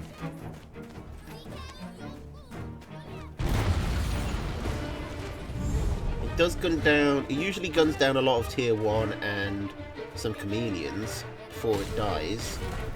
And it tanks a lot of damage. I think James has this now. He's still got another Badger. He's just had these Badgers constantly cycling. As soon as one dies, there's another one to replace it. So Blue Coon isn't really getting any advantage, despite James having like an entire 360 food, like not doing anything.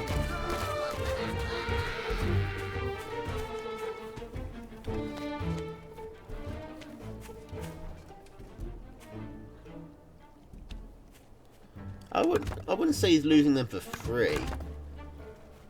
Okay. Blue Coon's going to try and come in again, but he's got a lot of mines to walk over. And that's basically nipped that base trade attempt in the bud.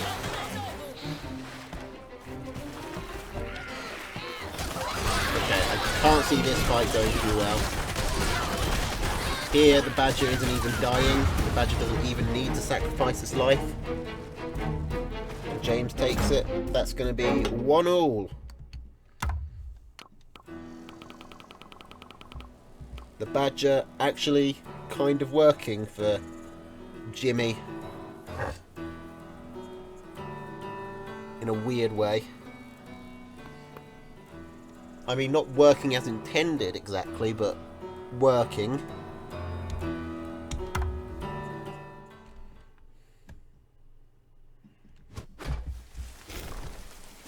Right. Okay, both players changing stuff up. Blue Coon with Squirrel Lizard, Falcon, Cam, Wolf, Mine against James's Squirrel, Toad, Falcon, Cam, Boar, Balloon. I'm pretty sure this loadout from James is something he was running like a couple of patches ago pretty consistently.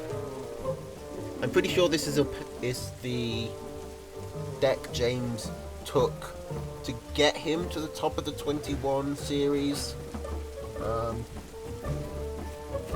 which was back, I think, at the 21 bosses. Was it the 12 bosses or was it the pyramid?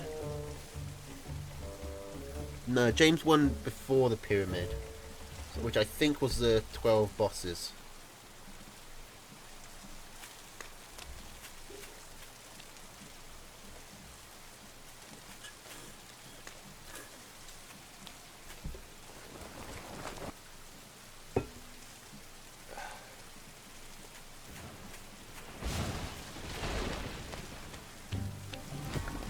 Blue Coon used to run a very similar deck to this as well, except I don't think he took lizards. I think he had 3 tier 2 still.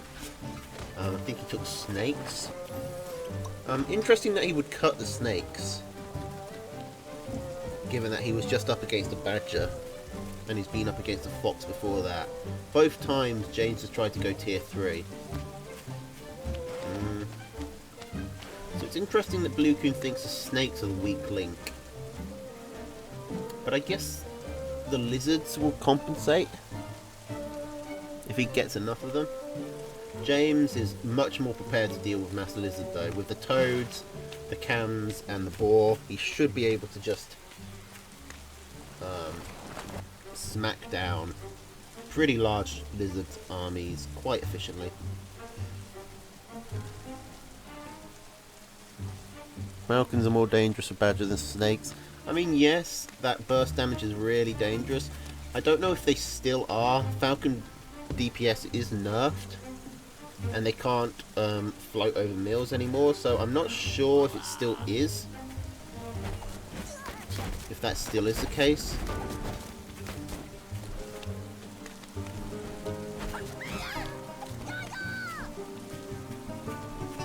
These are only played after patch, alright. It could be. It certainly is possible, but snakes aren't bad. So maybe just with the lizard falcons he thinks he's got enough, but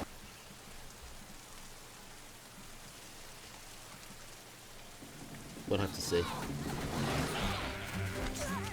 I mean, the snakes definitely would have been good against the boar.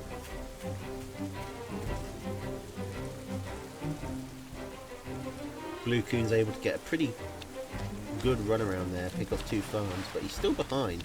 James is playing really greedy with economy. I'm not even sure how he's still even on army. Okay, these toads. Is he going to put them into the lizards or into the chameleons? Or is he just not going to care as long as they hit reptile? Okay. This fight goes slightly in Blue's favour. I was wondering whether James was aiming for the cams or the lizards with his toads, and he ended up hitting both. So that works pretty well.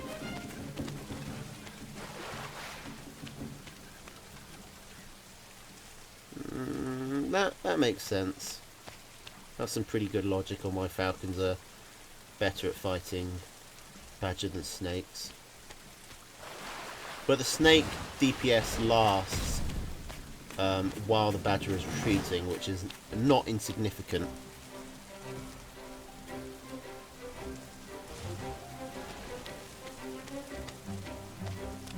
And it lasts even if the snake dies. And the slow makes it harder for the badger to escape, and harder to micro in general.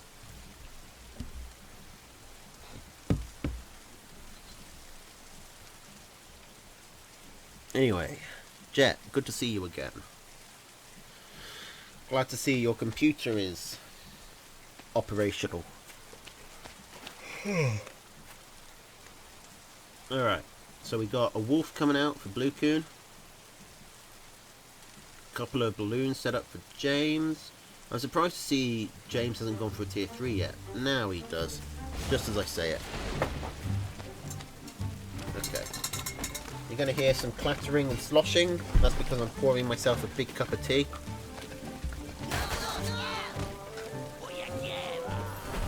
I think the next patch needs to have something about stability.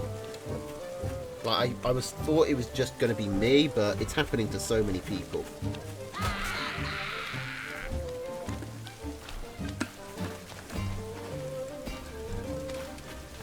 I have no idea why.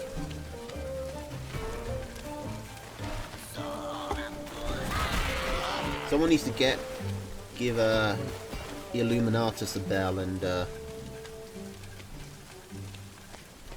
find out what he did to piss off his internet provider so much.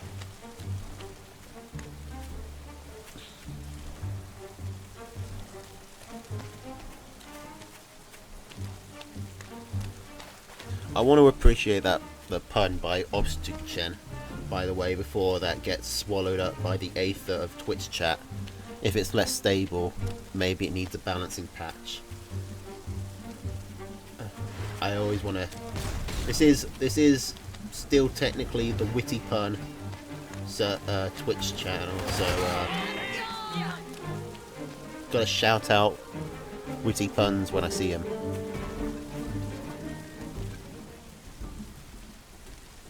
Okay, so we got wolf versus boar. While this has been going on, James has just been running comedians into the mines over and over again. And this boar is getting hit hard. Has no support from his units before they finally get there.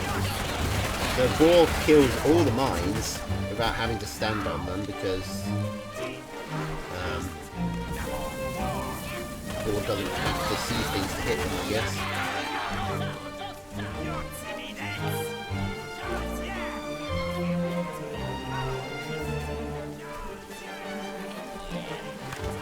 Alright, so army value, James is ahead. Economy, Blue Coon is ahead. And with the wolf, he's going to be very ahead on economy.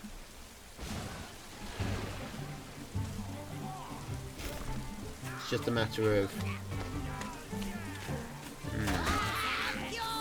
Can Blue Coon hold on? He's got a lot of squirrels, a lot of tier 1. Which is not going to be ideal against all of this poor chameleon toad nonsense. Oh, the wolf goes straight down. The boar's going to go down as well, but it's... Oh, is it not? The boar doesn't even die. Come on, kill the boar, kill the boar, kill the boar. If I know Blue Coon, then he wants to kill this boar. He's going to kill this boar and then immediately surrender. He just wants a moral victory, but it looks like he's not going to get it. Oh, he gets it! And he doesn't immediately surrender, but he doesn't immediately lose, so...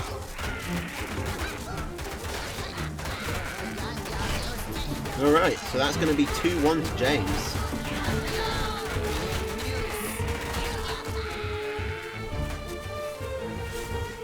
More Falcons would definitely have been a good answer for Blue Coon. I don't know why he went so hard on squirrels. And he's actually trying to fight this out. I guess, actually, he does have still a very solid economy. Hang on. Is Blue still in this?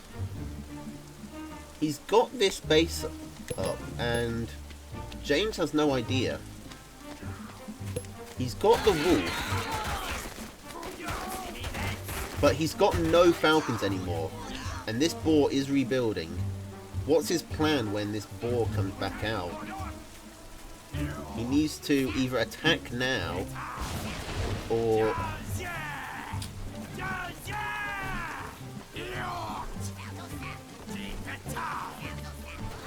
I mean, he's got so many squirrels. Oh, he's coming in now, but I don't think it'll work anyway. Or will it? He gets a lot of damage done, but he definitely takes the worst end of that fight. And now he's lost his chance to take into falcons, which was a possible answer to boar.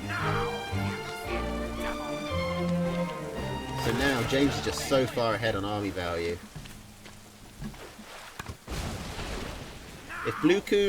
If this game went on like another 10 minutes, then yeah, Blue Coon could come back, but as it stands, Blue Coon has no tempo. He has no solution within the next minute, which is kind of what he needs. Well, it's actually what he needed a minute ago. Now he needs a solution within the next 10 seconds, and doesn't look like one's going to present itself. And James scouts the base.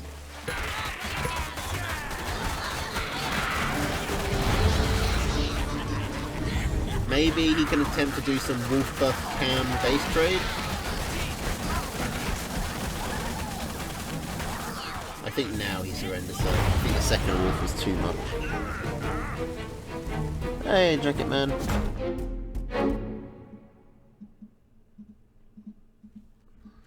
Okay, so that's 2-1 to James.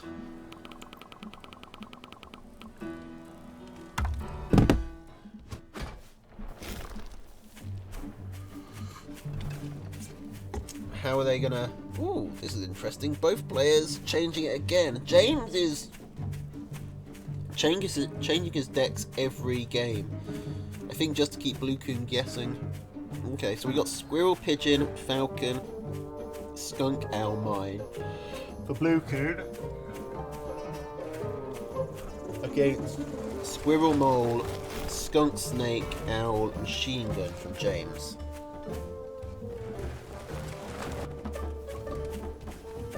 James has indeed not picked chameleons. So we're going into an Owl v Owl fight, and Blue has the better anti-owl deck with Pigeon, Falcon, Skunk. So if this does last long enough for players to get owls out, it should go in Blue Coon's favour. And the problem Blue Coon has is that James is going to have a much easier time getting multiple bases up. Blue Coon has these two, but they're kind of awkward. I mean, actually, no, they're not that awkward. James can't actually get through here. He can get around here, though, so that is pretty awkward, but not incredibly so. It's still pretty hard for James to do, and if Blue can just put some mines here or here, they'll get plenty of warning.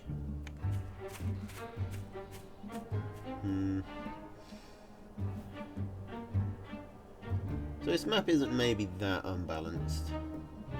I still say it's in James's favour though, because it's going to be hard for Blue to take any of these.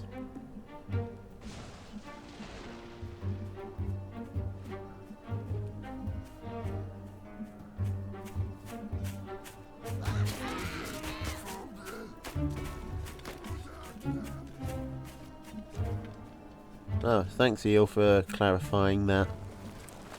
The connectivity issues. Did think it was weird that the patch had anything to do with it, but I have no idea what's causing it, but it's definitely something.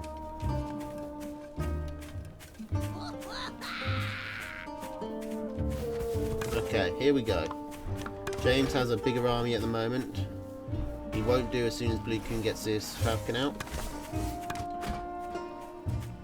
James is deciding not to move in, but he has got an expansion with 1 farm on it, so he's going to have the economic lead over blue. And now we're just back to waiting. We're doing the waiting game.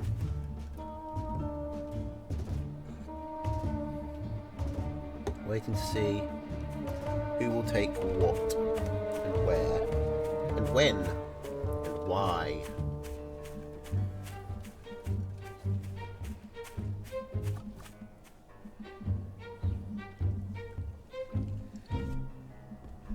Okay, so just scouting. Blue needs to scout more, which I don't feel bad saying because he's been coming into my chat relentlessly and spamming Tosh scout. So here we go. Blue, scout. Scout, blue. Blue, you need to scout more. Blue, start scouting. Scout. Blue, scout. That's not a scout, blue. You need to scout. Yeah, you scouted. You didn't scout the important thing. Right outside his vision range was this giant owl, Warren. And that's quite a big miss, but...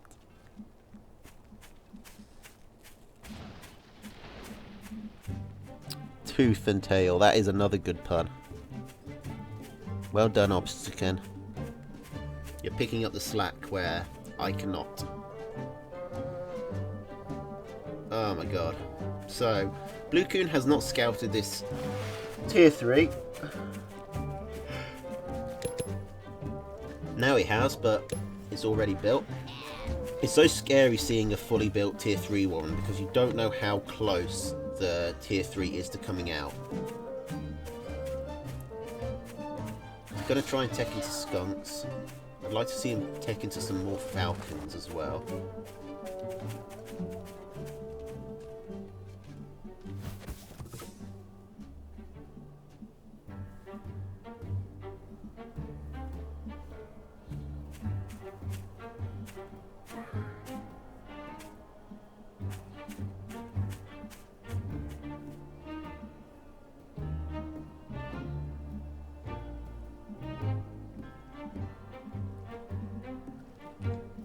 Ooh, and a second owl coming out for James.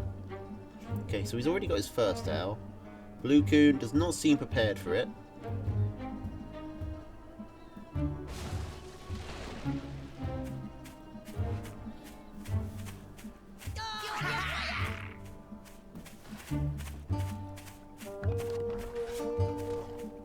I mean, he can hold off the one, but he really needs to be getting his own owls out.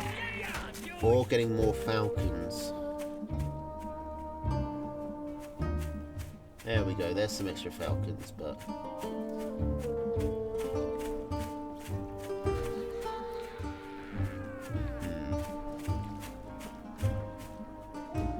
What he really wants is his own owl.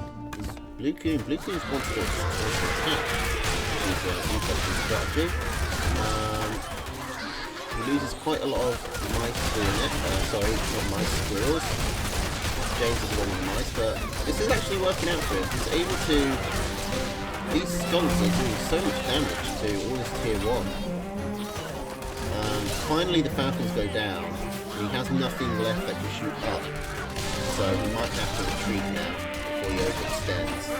Because once this second owl gets out, he's going to be in a lot of trouble. And this is Blue Coon's match point. He's focusing the snakes rather than the owl, which I think is actually a smart decision, but he doesn't actually manage to get it. Get any of them. Now what Blue Coon does have going for him is that he's got 1 extra farm, but that's not really a lot when you're dealing with 2 owls. I think Blue Coon might be out of the game now, because he will get whittled down with this economy.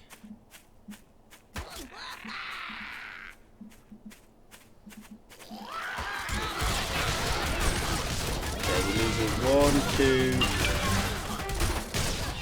He lost 3 squirrels there. And, I mean, that's a big deal when he's... That's essentially a tier 2 unit. And when you're only on 5 farms, that's a lot to lose for nothing, because James didn't lose any units there. The mice came for free.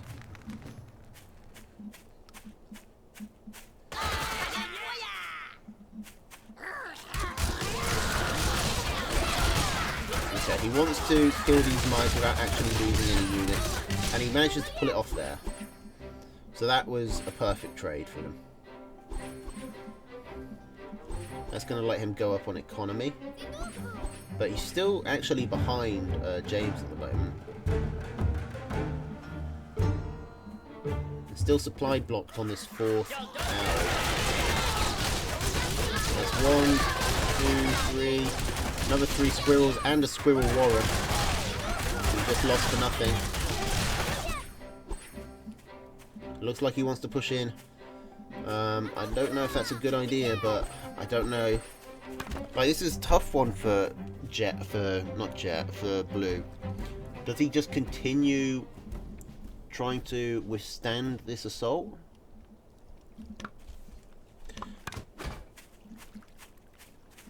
Can he afford to do that?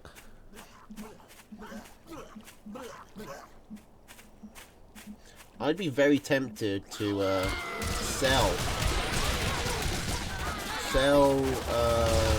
something. Sell a squirrel one probably, and try and go up to my own now. I mean, he lost a lot of squirrels there. I don't think he's going to be able to safely push this.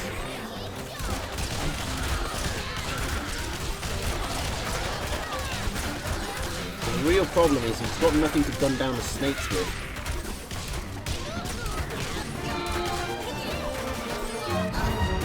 And that's going to be a 3-1 win for James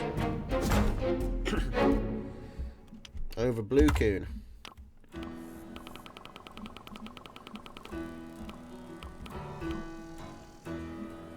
Alright, I've been told by Mochaccino that next game we should do Suleiman versus Melvin Throw next, which I think is an intermediate rather than premier.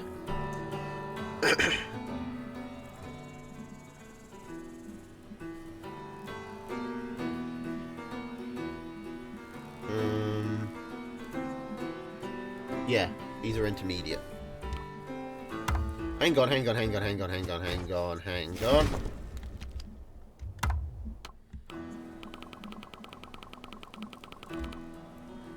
There it is.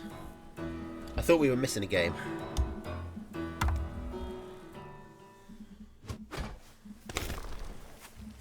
Alright, here we go. Melvin Throw versus Suleiman. I haven't seen either of these players play for ages. I don't think I've seen Melvin Throw play at all. Suleiman, I know, he's actually uploaded a few Tooth and Tail videos to YouTube. I don't know if he still does. He had this very ferret-based style. He liked to he liked to mill cheese and build a lot of defences, sort of shut his opponents out. So I found it quite interesting to watch.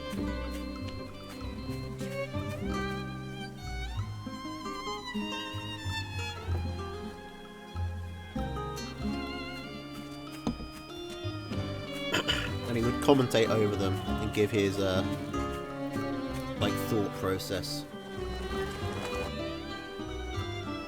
Yeah, I think both of these players are not brand new, but still relatively new compared to the ones who have been here for since Alpha and release. So I don't know who's really favoured here. What's my percentage pick rate of ferrets? I have no idea. And I can't check it from here. 74%, that makes so much sense for you.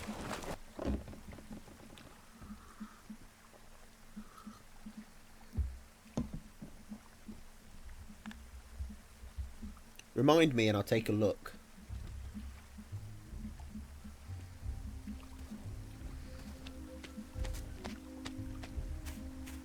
Okay, so I've seen ferrets come out from Suleiman first, which is odd. Maybe it's not odd anymore. I remember that he always used to be a big ferret player.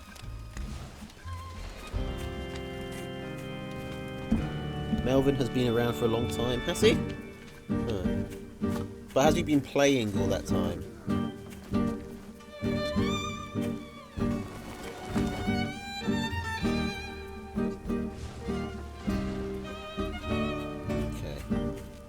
So map-wise, I think it's pretty even. Sort of Suleiman spans up and around here, Melbourne Throw spans down and around here, and it's sort of a yin-yang set of expansions.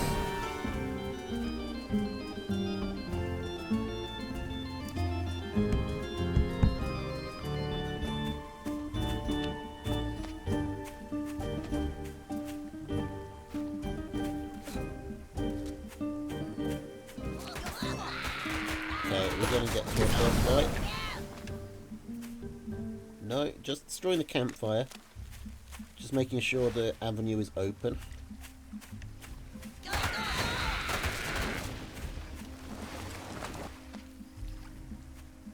A couple of odd mine placements from Suleiman. Like this mine here, this mine here. This mine here I think is scouting. This mine here, I have no idea what it's doing. I mean, I guess if Melvin Throw wants to bring his units through this tiny choke point between the pipe and the cliff, and then round through this tiny choke point, then it will give Suleiman some warning, but...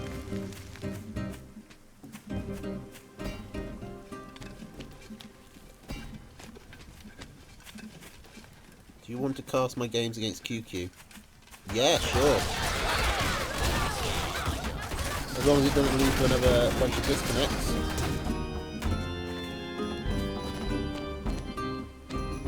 As long as Mochaccino tells me, doesn't say don't do that, then yeah, sure.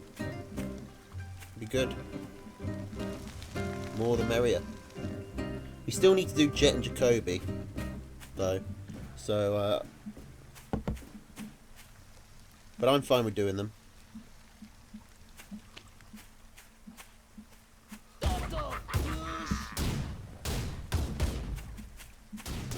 Yeah, you did, Marmy, and I've got it.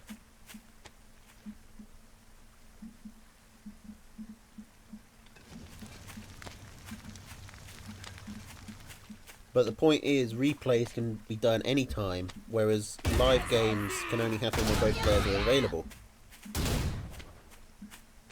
I mean,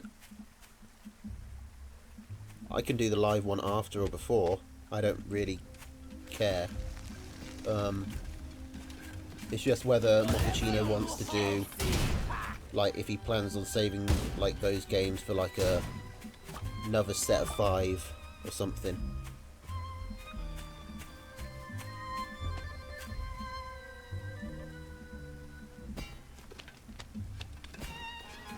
Anyway, let's just focus on the game at hand and worry about... We'll cross that bridge when we get to it. Okay, so both players have got full 8 farms. Suleiman is a bit ahead on economy because he's got that campfire. Having a bit of ferret poke. A lot of falcons out for Melvin. Suleiman needs to... Suleiman's trying to get his own falcons up.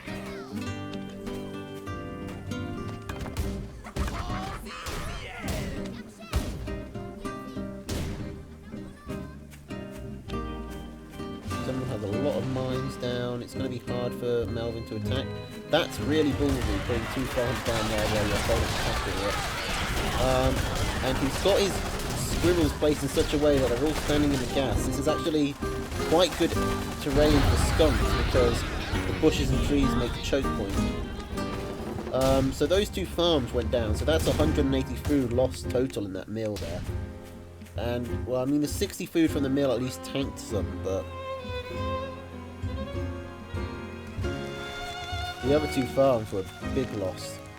He wanted to ideally sell those, but he probably shouldn't have put them down in the first place when he saw the enemy commander right here with his army.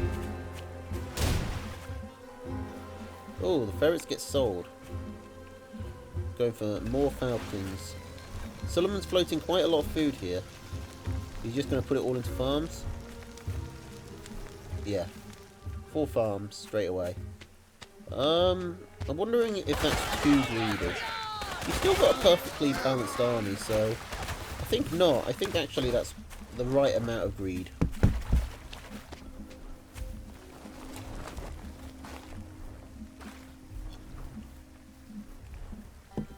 Okay, now this is pushing it a bit, going up to a full 8 farms. I'm a pretty greedy boy, but that is very greedy.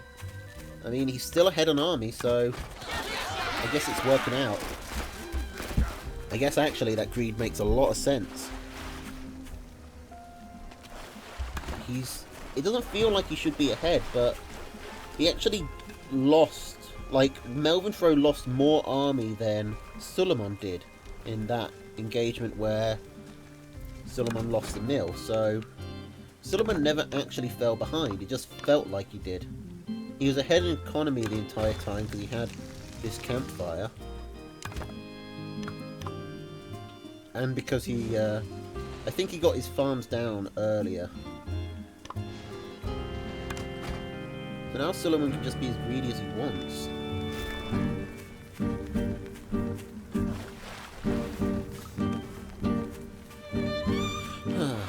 The only way Melvin Fro can catch up is if he goes even greedier, and if he goes straight for 8 farms here. Or if he gets a wolf. Also, I'm still surprised, this mine and this mine have not been set off yet. They're still just standing, sitting there. So, Suleiman has a nice bit of scouting information. I mean, it's not terribly useful. He knows that there's a bunch of yellow dots here, because he has to actually come in to see what those yellow dots are. But, he knows that they're there. He knows that this farm's been taken. He knows that the army isn't moving out yet. Okay, now he loses that information, but he gets a squirrel for it, so c'est la vie.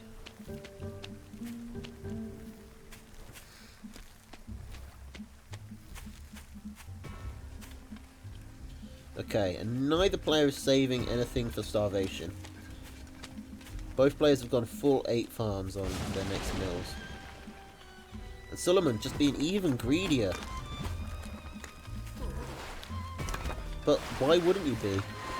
There's no real reason for Suleiman to push in.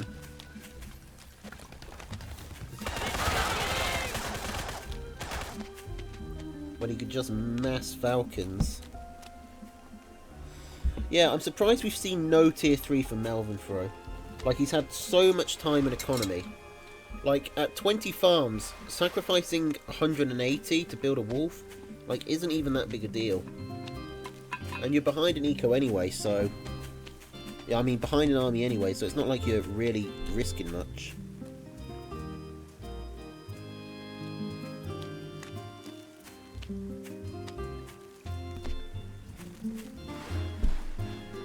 Hello, Pedro.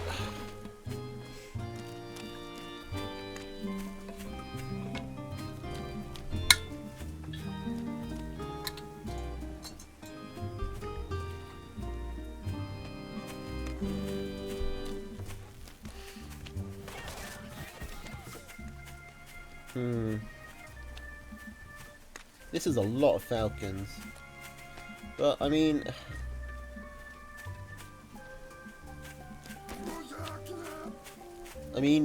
maybe Melvin Fro could win with more squirrels, perhaps?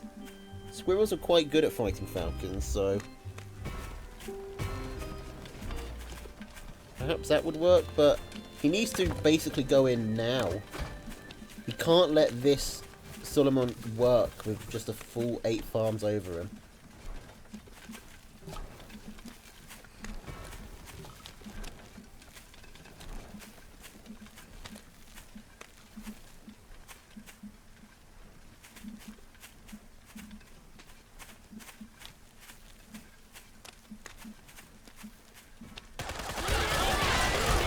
Okay, here we go. I can't see what's going on because it's just flapping wings everywhere, but it looks like there's more green wings than there are yellow wings. Oh no, the tide shifting in favour of yellow. And yellow's gonna take it. And I think the deciding factor may have been the squirrels.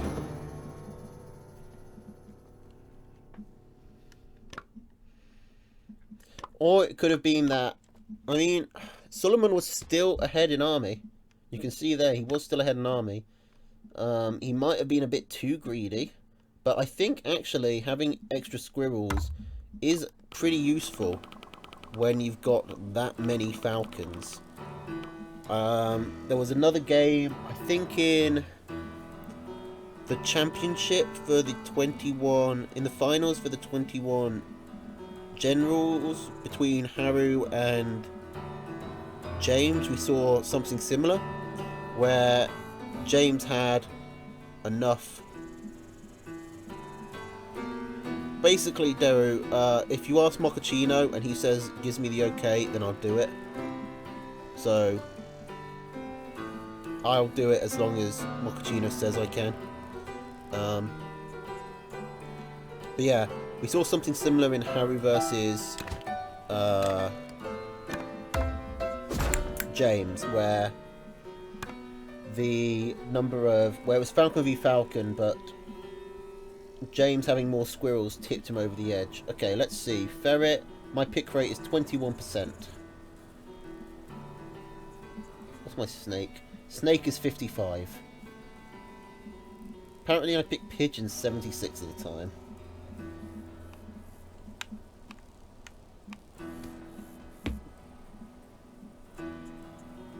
Okay. Just wanted to check that. I'm sure we'd all forgotten.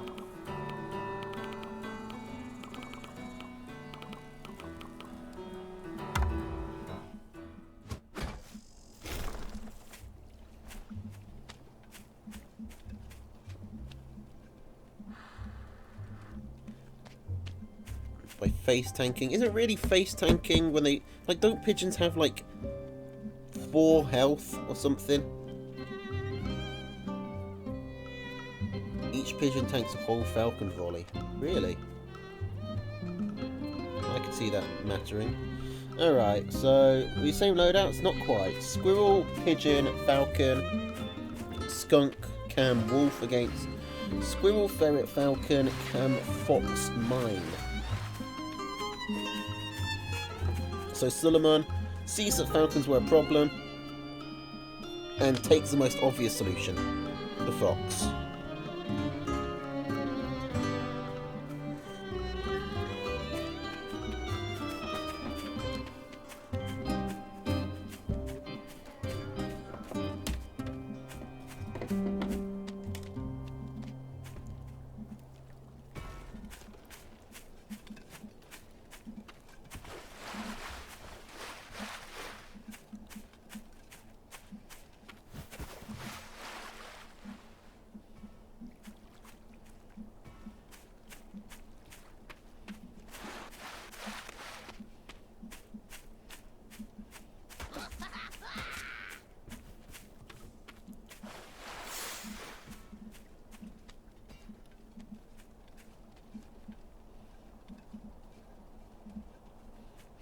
Alright, so meal-wise, it's looking good for Melvin.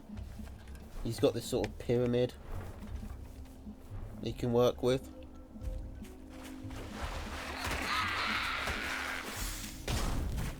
Suleiman was complaining about how Fox is bad. I bet there's a connection. Could be. We'll have to see. Have to see if it's really the Fox that's bad.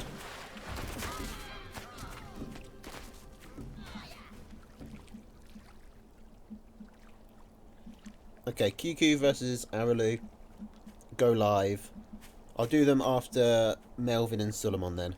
And then I'll come back to do Obs versus Porvlon.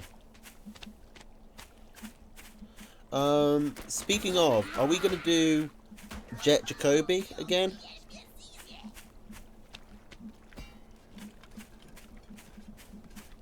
Or does that need more time?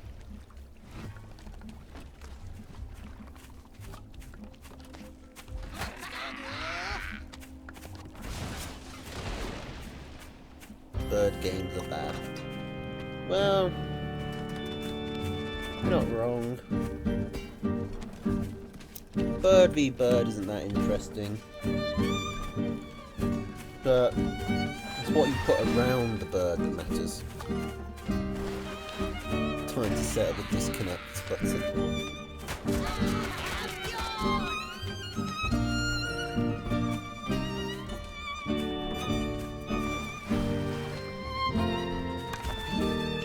So both players have expanded towards each other. They're getting primed for some close quarters combat. And this ferret warren placement bothers me so much. You need to put it a tile down or 2 tiles up. Like, this is just so... You've got 1 tile on the... Oh, it's so awkward. It bugs me so much.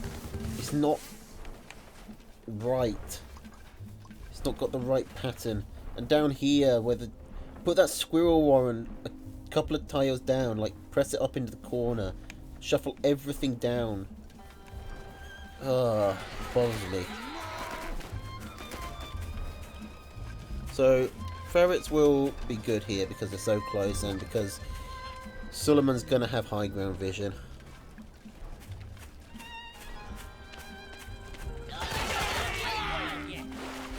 There's good potential for the ferrets to do some work. How far can Suleiman see? Okay, he doesn't quite have the range he needs, but he's got the vision fairly easily. Oh, I get super OCD about warren placement.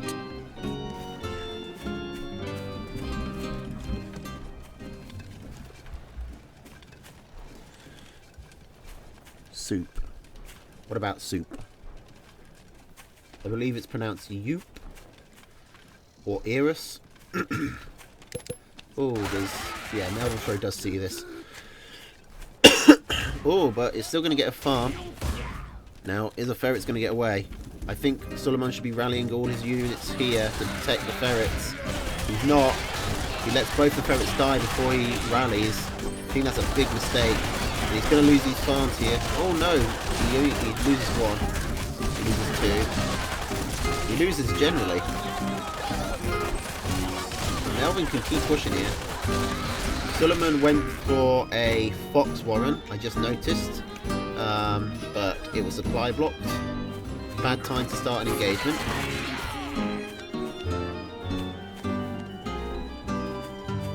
I mean, that was poor ferret micro there from Suleiman. I think he could have salvaged it if he'd clicked the rally all button when his ferrets were here. Then he would have had a split. He would have had a sort of semi-surround. But he just didn't.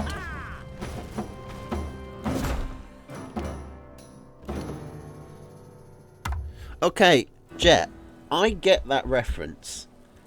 I just don't know why you're putting it here. I just don't know how it's relevant. It's 2-0 to Melvin at the moment.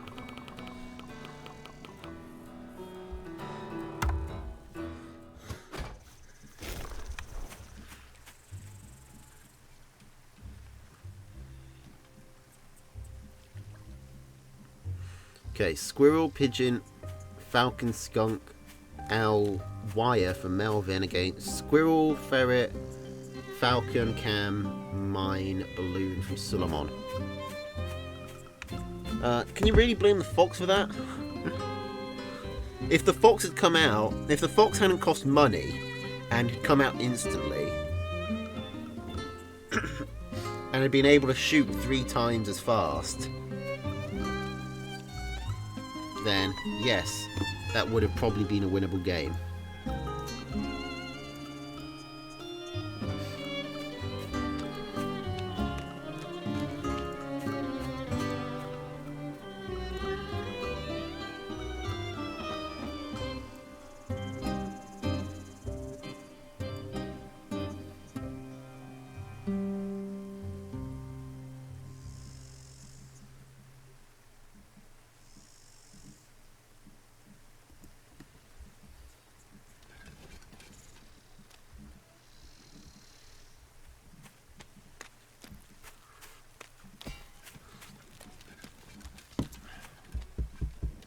Alright, so what's the plan here? Suleiman has not got a good base for his to launch a 3-game comeback from. Like, he's backed into the corner. I suppose these mills are fairly accessible. No, I mean, no, they're not, because Melvin Fro can just come up here. I guess he can put mines down or balloons. He's got options to shut it off, but There's so many ways for Melvin Throw to come in. He can come in up here, he can come in up here, he can come in around here. He can take the really long way and come in over here. If Melvin Throw had lizards, I mean, this would be such a crazy good lizard map. And Suleiman, hello. This is a ballsy maneuver. He's putting himself way behind to do it. I think he's going to try and get a balloon up, given that he's saving food. He needs to do something with it, because this skunk is coming out pretty soon and it's just going to walk right over him. How do you pronounce Gabony, may I ask? I pronounce it Gabony. I don't know if I'm supposed to, but that's how I pronounce it.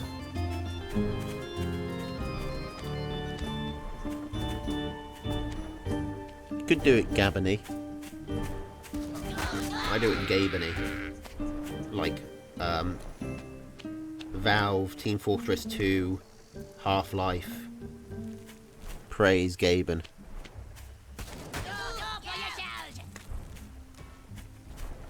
Type of Gabe. Okay, so Suleiman is actually doing alright now that he's not being attacked. If he can keep these squirrels down, he needs to micro around the gas. This balloon is doing some good work, but it's not doing enough. The squirrels are able to take it. And he doesn't settle that farm again. Suleiman just needed a bit more time to get those chameleons out.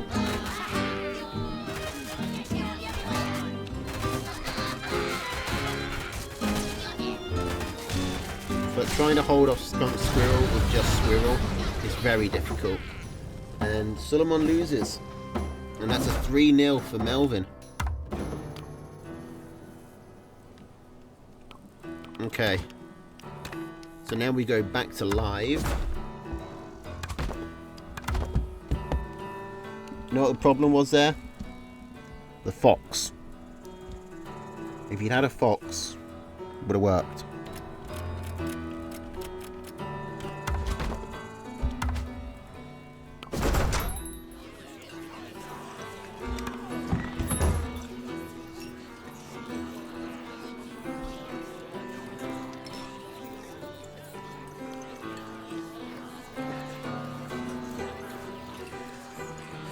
Alright, QQ versus Aralu. Let's go. Let's giggity giggity go.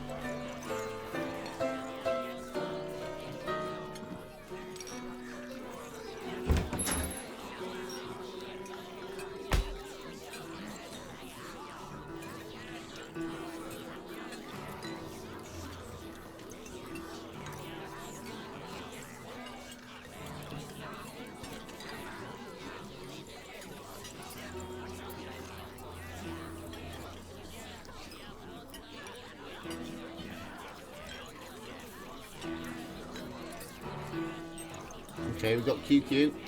He's playing Quartermaster, not Hopper.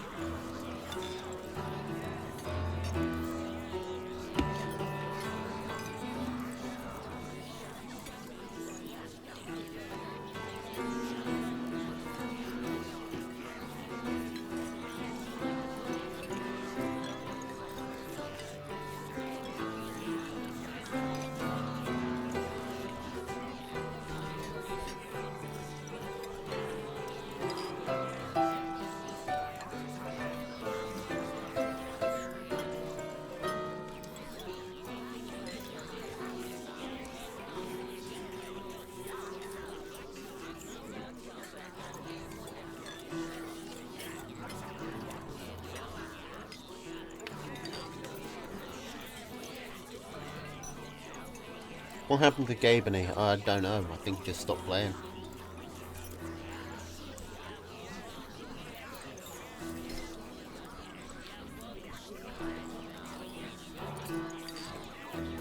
Now, where is Aralu?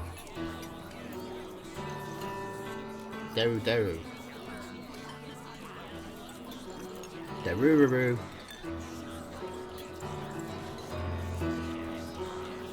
You are required. Your presence is requested.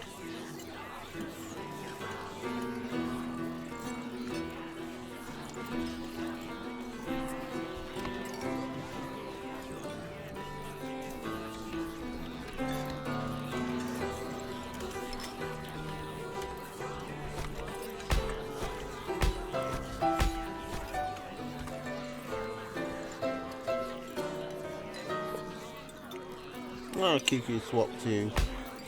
It says match entry failed. Okay, I'll recreate the lobby.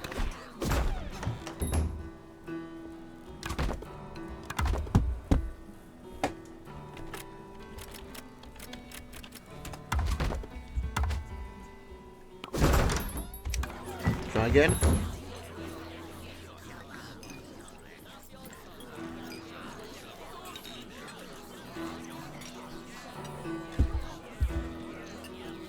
Let me know if it doesn't work.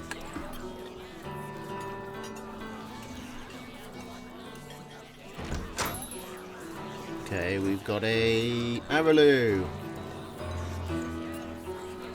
Now we need to tell QQ.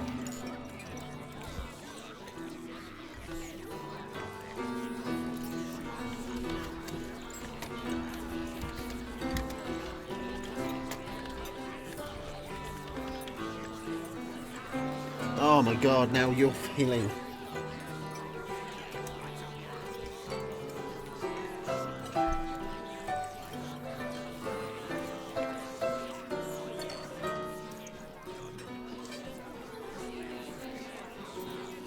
Okay. Okay, we've had problems before where, for some reason, QQ and I can't go into the same lobby. There's no obvious reason why. We just can't.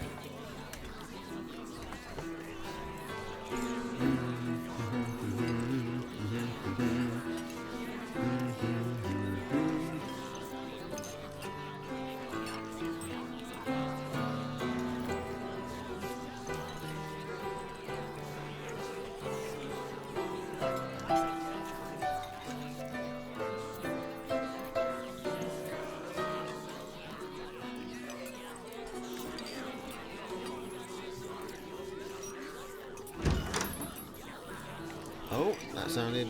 Yay! We did it!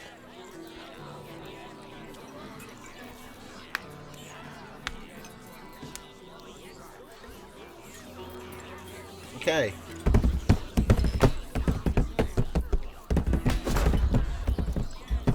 Okay, we did it. QQ's taking his QQ deck. Alright, we got Squirrel, Mole, Falcon, Skunk, Cam, Wolf against Lizard, Ferret, Boar, Fox, Barbed Wire, Balloon. Now, QQ's deck is unusual, but he's run it against me several times. He's run it against this guy. He's run it against all sorts of good players, and it works. It is a really annoying deck to fight.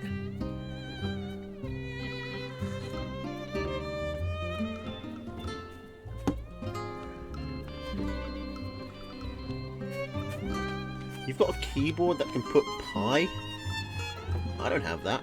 I don't have a pi button on my computer. That's impressive. Okay. And QQ's even got a good map for this.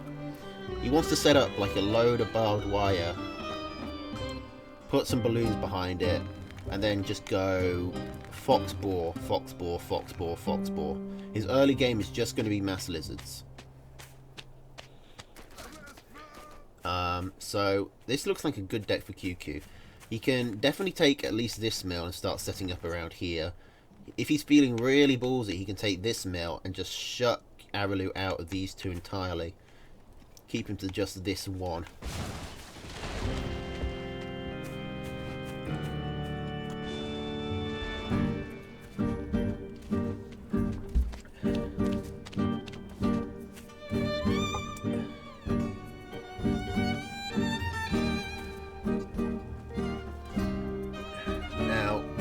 Arulu beat the QQ deck? Arulu is pretty good at knowing when to move in. He moves in just as you're trying to get your defenses set up. Case in point, he's managed to put this mole down at the perfect time. Or maybe not. So forget about that, that's a bad example.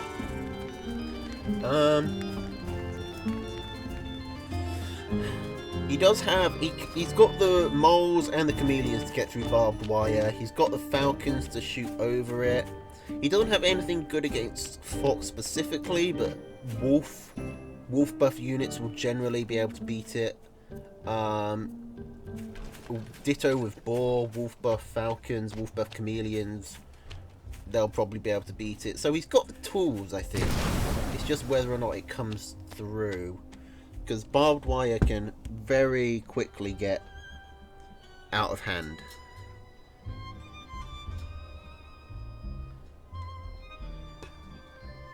Once barbed wire starts getting like 2 or 3 tiles deep, it becomes so hard to get through. Especially when you've got balloons on top of them just shooting you, like as you try and clear it. Because you get to a point where every piece of barbed wire you destroy costs you like a full chameleon.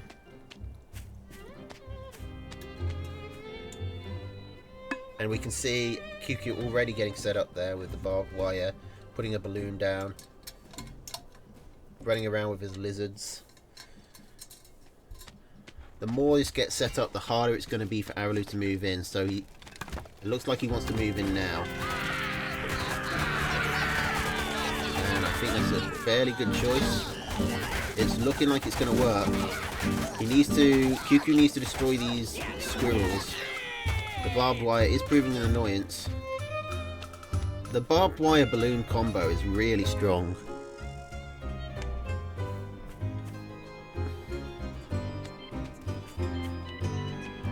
Okay, lizards coming back in. And lizards aren't good at defending, but the combo, the defensive structures really help them out in that regard. Okay. Now QQ is behind on army because he put down this boar warren and the fox warren at the same time. He's going to lose this mill, but he should get the boar warren out, and I think, oh, maybe not. With these moles, the boar warren will go down quick. Oh my god. Oh, he gets it. Okay, now I think the boar can basically just sweep Arulu's army. Arulu has nothing but tier 1.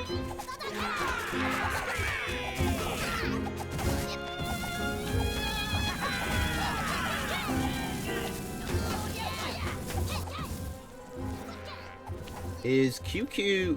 Arulu looks like he wants to just go for a base trade. Okay, QQ's coming back to deal with that. I think QQ's got it from here. How does Arulu deal with the boar? He can't. He can get out falcons, but he doesn't have time. He's got a good economy, but that isn't going to last long. Like, the boar's just going to wreck shop here. I mean, I think QQ could probably let his lizards heal up. And, oh dear, the boar does go down. No pigeons to heal the boar up. It gets burst down pretty quickly. The lizards couldn't tank for it because there were only 6 of them and they were on 1 health apiece. Oh, good night, Raven. Thanks for coming. Hope your family isn't awful.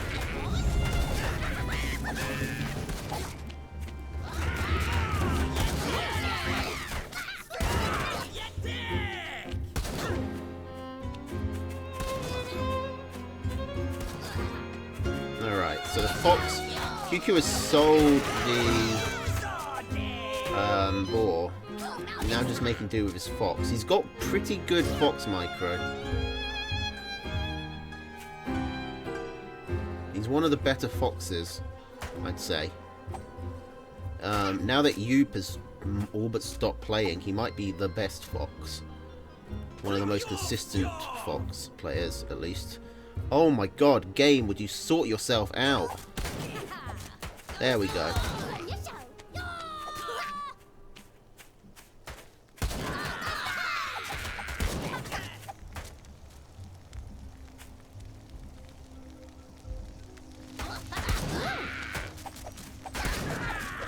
Okay, Avalu's just pushing forward and forward. He has destroyed QQ's mill here, this campfire. QQ is running out of eco, but with the Fox, he can catch up with just a few shots. Fox is one of the better units to have in when you're behind eco, especially when it's this sort of a low econ game.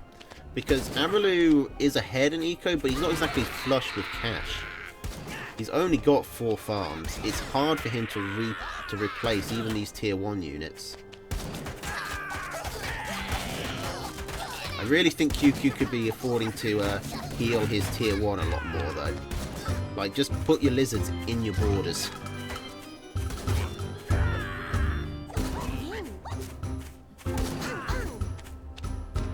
Okay, I think QQ's got it now. Now he's started getting the farms.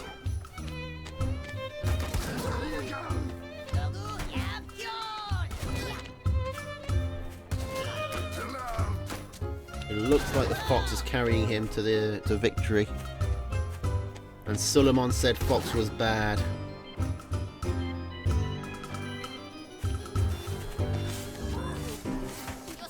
There is only 8 health on that Fox, but it's got the road to walk on, and there's not a lot of tier 3, tier 1 to attack it.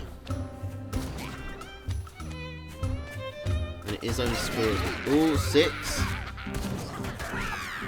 But Aralu is now starving.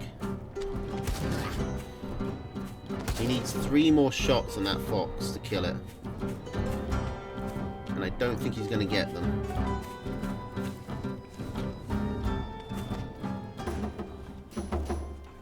And that's game 1. QQ manages to eke it out. It was a tough game. And it looked like we were going to DC quite a few times, but he manages to get it going. He gets both tier 3 out, and both tier 3 had a major effect. The boar saved him when he was at when his main base was under fire. And the Fox cleared it up after the boar got overwhelmed. So both players running the same deck? Yes. I think Aralu would probably want to put in snakes, given that he knows QQ's up against... QQ's running all these tier 3s, so... and these defenses, so I would probably take out the skunks and put in snakes. But that's just me, and Aralu is actually a better player, so we'll trust his judgment. He's going for a mole rush. He's gonna probably... he pulls the trigger a bit early. Really, he wants to wait. You need 2 moles to destroy a pig. Okay, he's destroying the barbed wire, but that's sort of the bait Aralu wants him to take. He hasn't actually sold the mole warren. He's ready to go back in. But QQ has some lizards building, so... I mean, lizards aren't the best against moles, especially on defense, but they'll do. With the pigs backing them up, they're certainly better than nothing. Now, Aralu has to worry about his counterattack. He's building a mole warren specifically because the mole comes out quickly.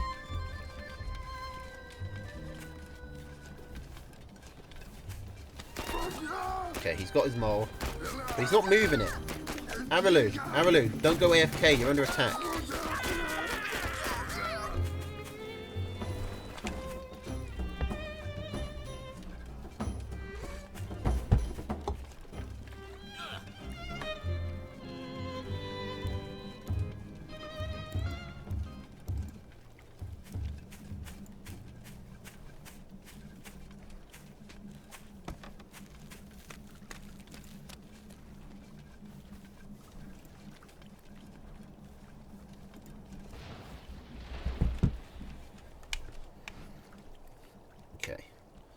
So first expansion coming out for QQ.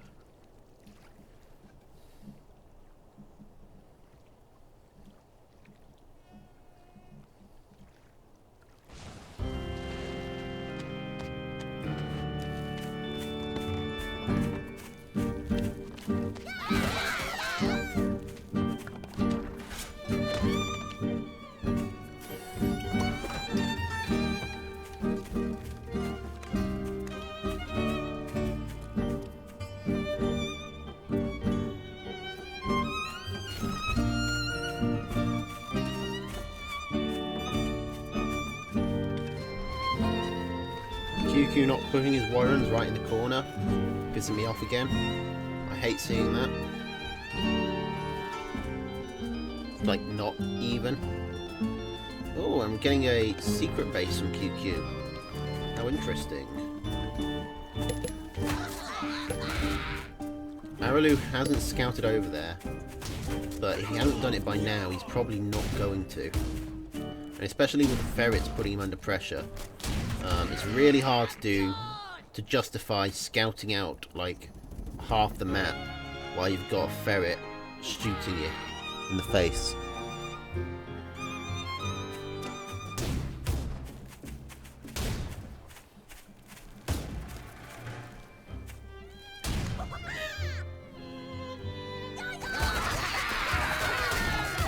Okay, here we go. The lizard's coming in, getting some damage done, and I think QQ's going to take this.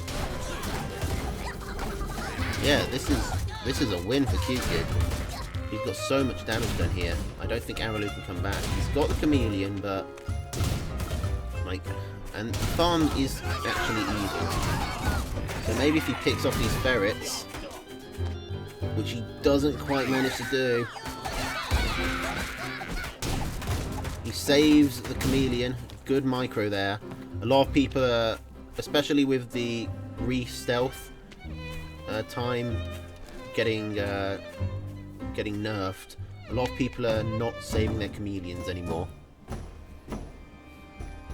But he just about manages. But how's he going to manage when this next attack comes in? He's under so much pressure here. He's got a weaker army. I mean, it's possible with the two chameleons he can just push over. But he's got to engage, otherwise he loses his mill. And he can't afford to lose his mill at this point. He's not really doing the ferret dance. I'd expect him to just bring his moles out here and sort of rally them backwards and forwards. He's trying to actually just engage.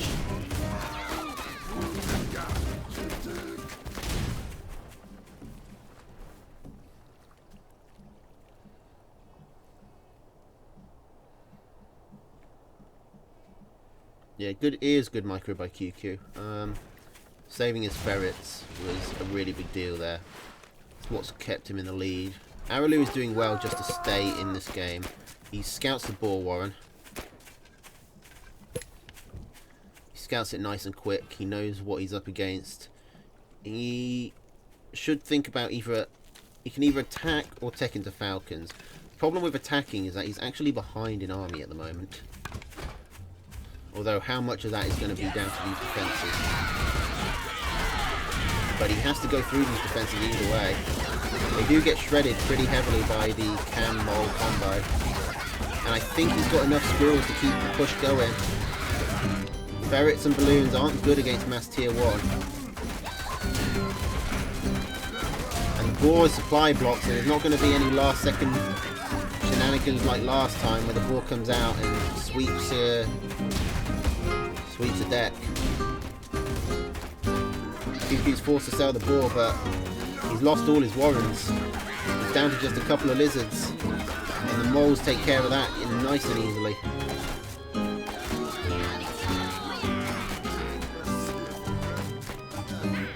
Okay, QQ is still alive. If he can mass up enough lizards, he's only one farm behind. But he's lost so many warrens. I mean, losing that many warrens isn't something you can just come back from. Not without a huge economic advantage. It's going to be so much easier for Araloo to rebuild. It's looking like Araloo's actually going to take this back.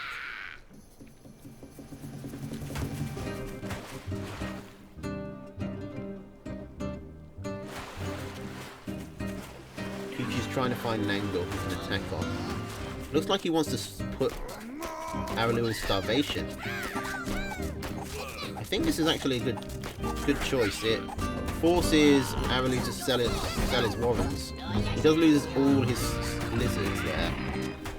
But every time this farm is going to fallow out, Araloo still doesn't know about this base. It's possible QQ's just going to try and outlast him. Ooh, and a fox coming down. Oh, QQ disconnected. Oh, damn it. bound to happen.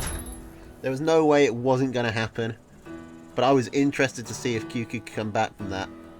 He probably couldn't. I don't think he could have even got up the 180 food necessary to build that fox. But, I mean, it wasn't impossible.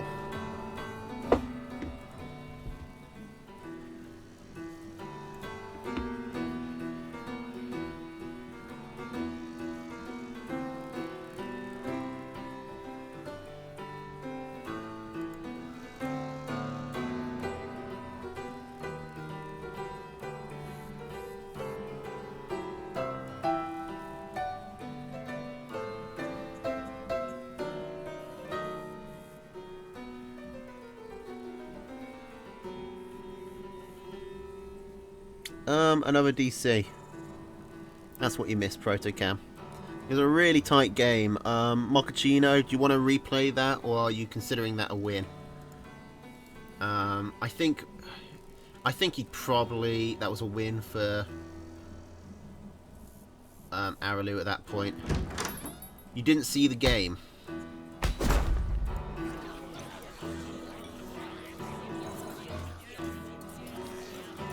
Can you ask the players?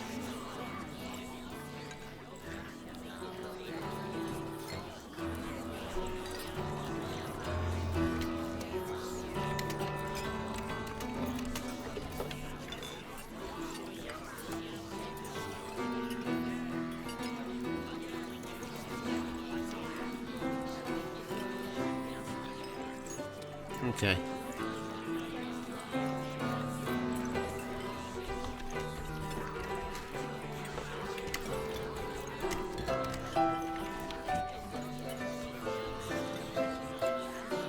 Yeah, okay. So that's, there was a very slim chance they'd come back there, so that's 1-1. We'll call it.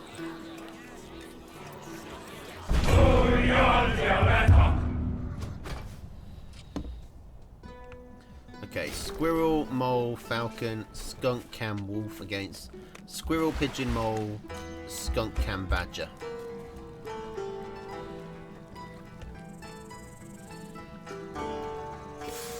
Okay, so QQ changing it up.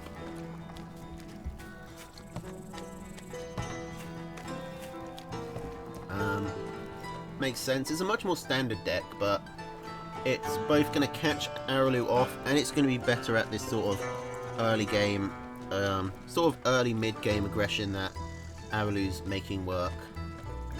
Okay, so these fences.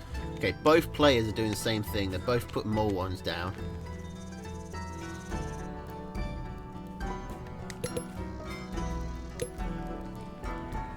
And QQ makes the same mistake Araloo made, where he tried to push with one mole rather than two.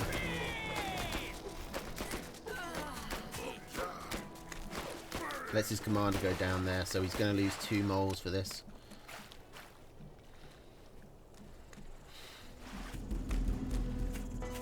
Now, Araloo has the potential to do some real damage here.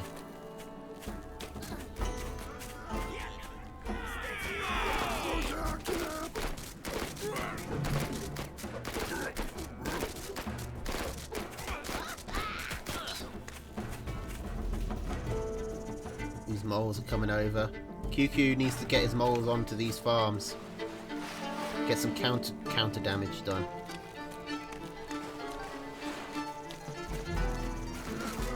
Go, Araloo, go QQ, go! No, don't run away. You need to go in here. You're so far behind. Oh, you've missed your chance. And he's losing squirrels to this campfire. Oh, this is bad for QQ.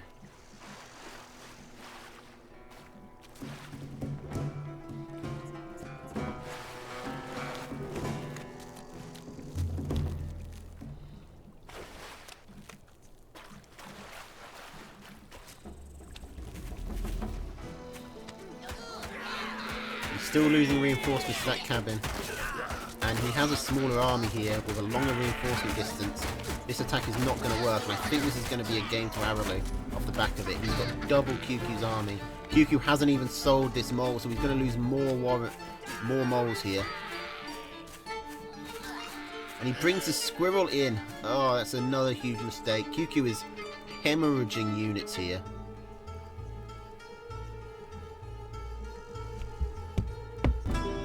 Yeah, he just surrenders. That was not going to work out for QQ. So that's 2-1 for Araloo. Quickly moving up.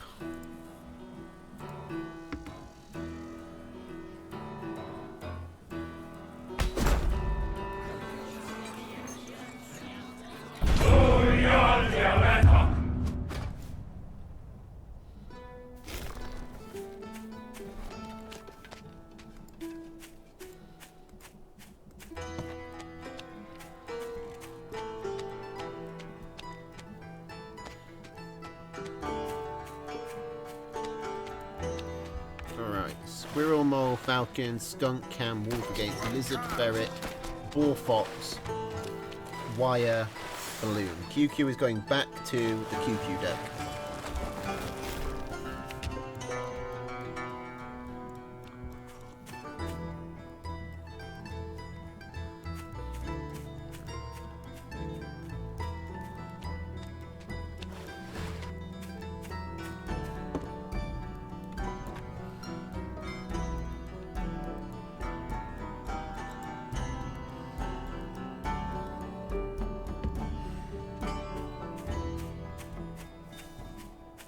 Okay, so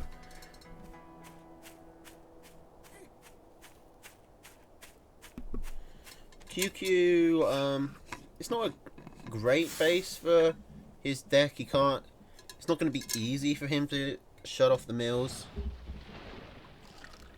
I see that corner in the right. If he can, hang on, let me just put my flask down. Okay, if QQ can sort of get a barbed wire balloon wall running up here and shut off these 3 mills, then he's in a really good spot.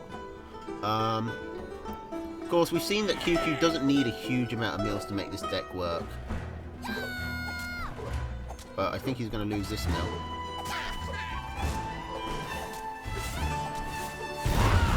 Just.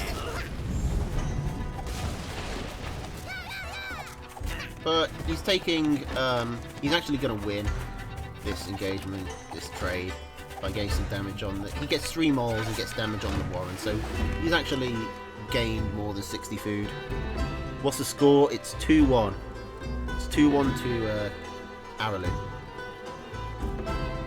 Oh, and a quick ball coming out from QQ.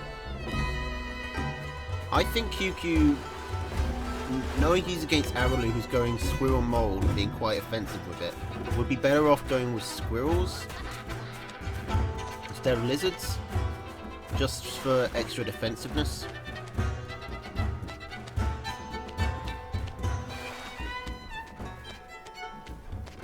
Okay, this is going to be tricky for him. I'm going to try and get up a balloon, but Araloo's right there with a bigger army.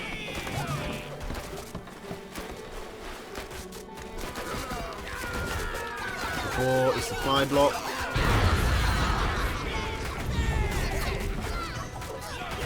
And I think this is going to be it. This is how you beat the QQ deck. You just early squirrel mole it.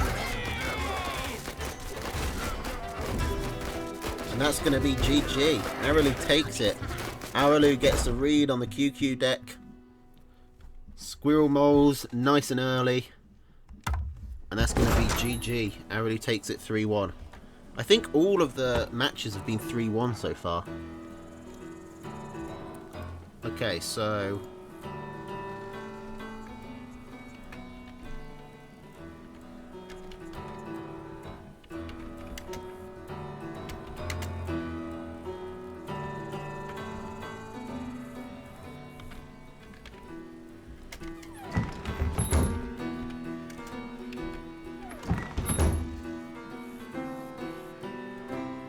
Okay, Obs versus Porlon.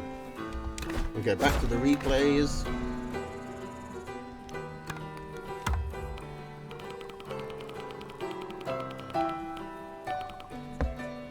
Obs versus Porv. Wait. Why? That one did it. Oh. That one did it for one. I thought there was actually something we needed to wait for. Okay. Here we go. Squirrel, pigeon, skunk, snake, badger, ballooner, get squirrel, lizard, pigeon, cam, badger, wire. So we're going to have a badger v badger fight.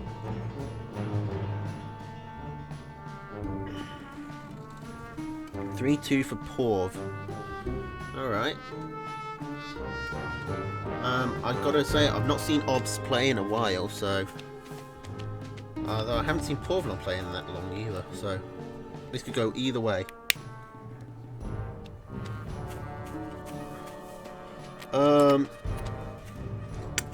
If Porvlon's still in the chat, then... I haven't seen Porvlon in chat in a while, so I'm going to say, Obst, that I predict you will win 3-0. Oh no, there he is. So I guess it's going to be... I'll give it 3-2 to Obst.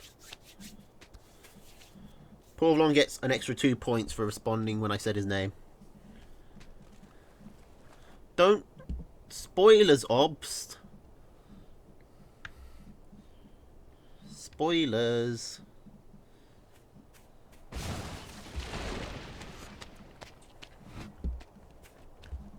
Yes, it is. Now we know the game's going to be exciting.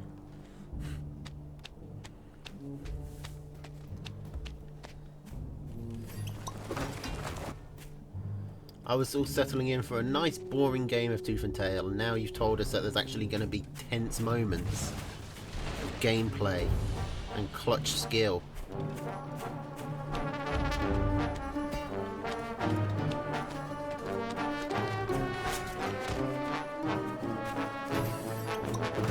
Well, let's see if it lives up to the hype.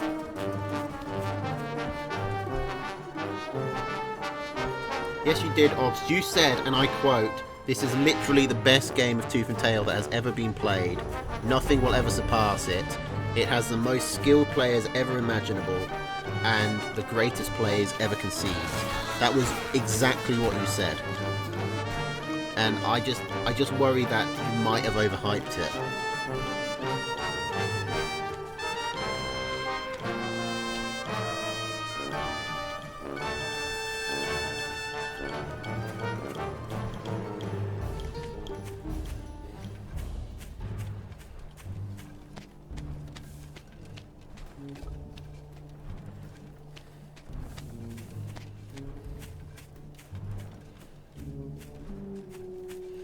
Okay, so far, pretty standard. Tier 1s, Tier 2s, Snake v Cams, bunch of farms. CP, Obst going for more farms, Porvlon getting his Badger out nice and early.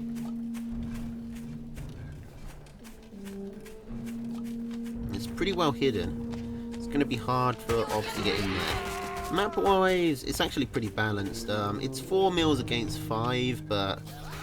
I mean, that's a pretty meager difference.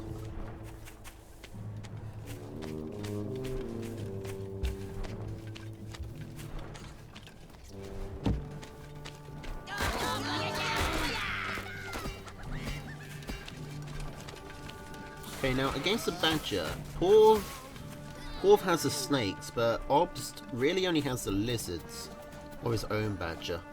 He could mass tier 1, but Porvlon's getting skunks out to try and deal with that.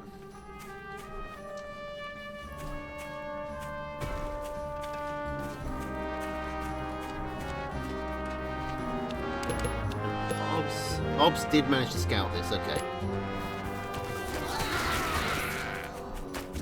He's definitely scouted it now. He's floating a lot of food though.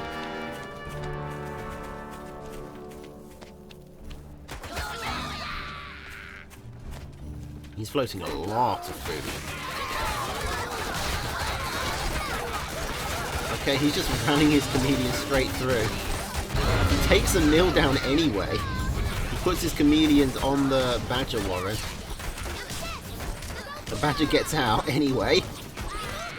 So, mixed bag there. Leaves the chameleons. So they so they wait for the army to leave and then coming from the back. Ob's just trying to lizard his way through this. But he needs some proper mass. You can't just one at a time. One-on-one, Badger beats basically every unit. You need to mass up.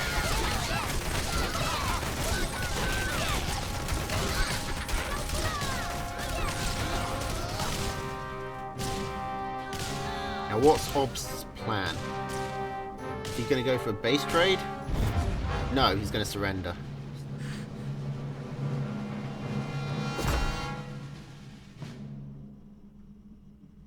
Yeah, I gotta be honest, I think you may have overhyped that Obst.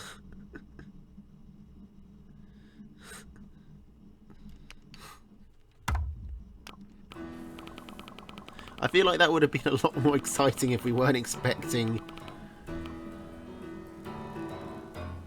the most clutch finish ever. I was expecting it to come after that.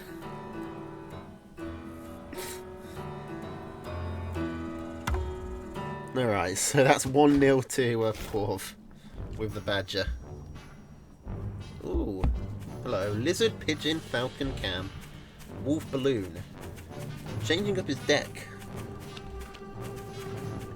I mean, it was a ballsy move, and it nearly worked, but it would have been great if it did.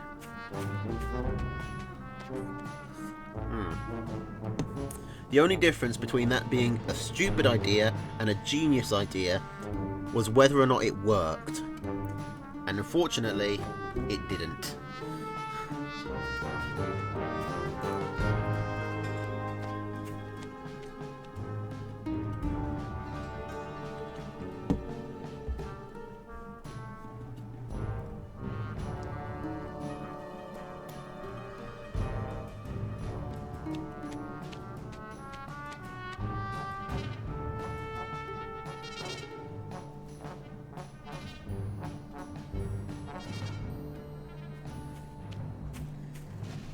Okay.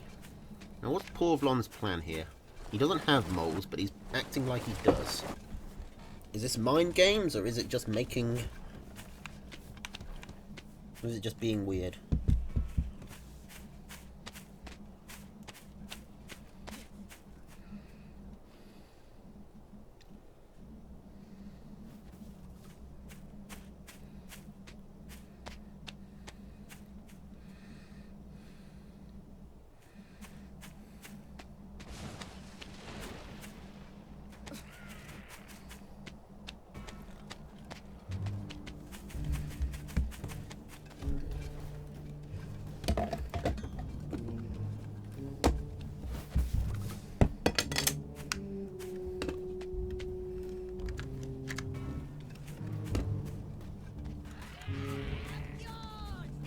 There we go, get rid of the mouse cursor.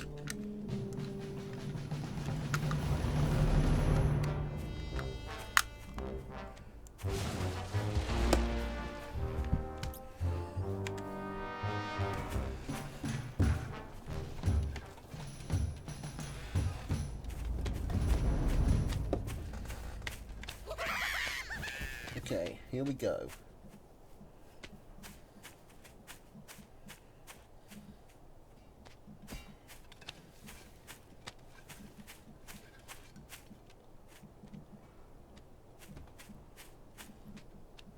No?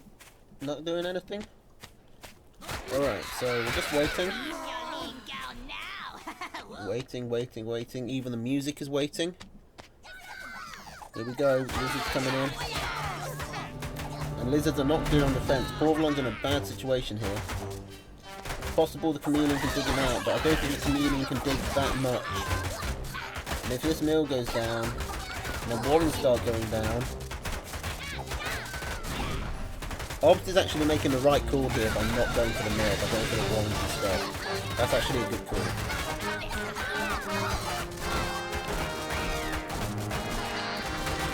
I think Obst is going to take this. Nothing fancy, just a well-timed Squirrel lizard push.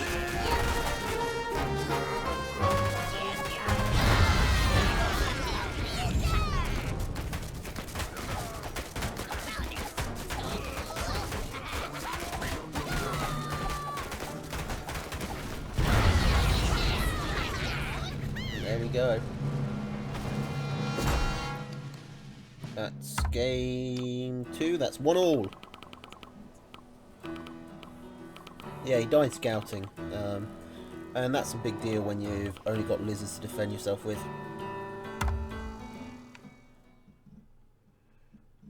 Nice, simple fundamentals. Executed well. And going for the Warren, ignoring the mill to go for the Warrens when he realised he had the edge was a good idea, because if he'd gone for the mill, it would have given Porvlon an extra 10 seconds to get up his army and re-rally and regather, and he might have been able to mount a comeback, or at least chase off that initial push. Okay, we've got Squirrel, Pigeon, Falcon, Cam, Wolf, Mine against Squirrel, Lizard, Pigeon, Cam, Badger, Wire. Don't think any difference from last game.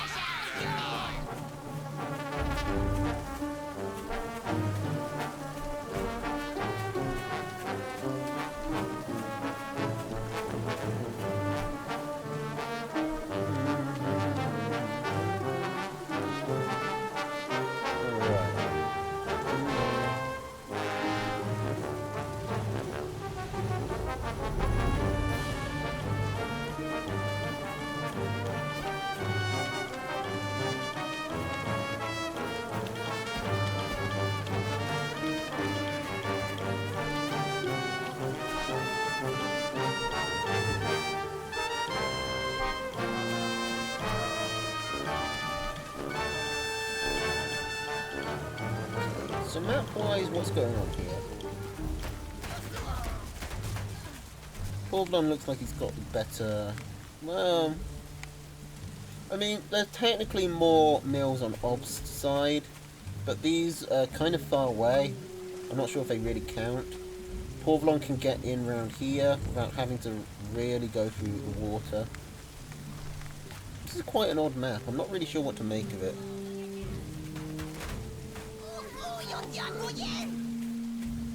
Deck-wise, the Lizards should do really well for Obst, but Wolf Falcon generally beats Badger, so Porvlon should have the edge there, especially if he gets a mine hit on the Badger. At the moment, Obst is definitely ahead. He's got quite a huge economic advantage.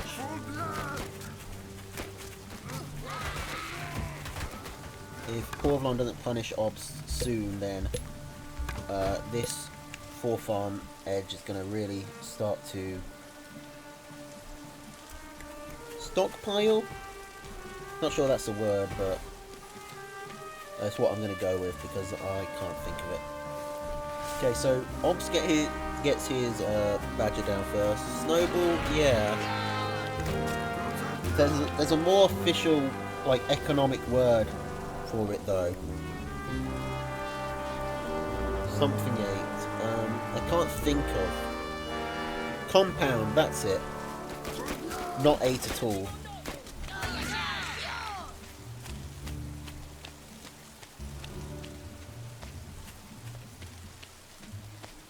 I knew the word was there and I just completely slipped my mind. Porvlon is floating so much food at the moment. Holy crap.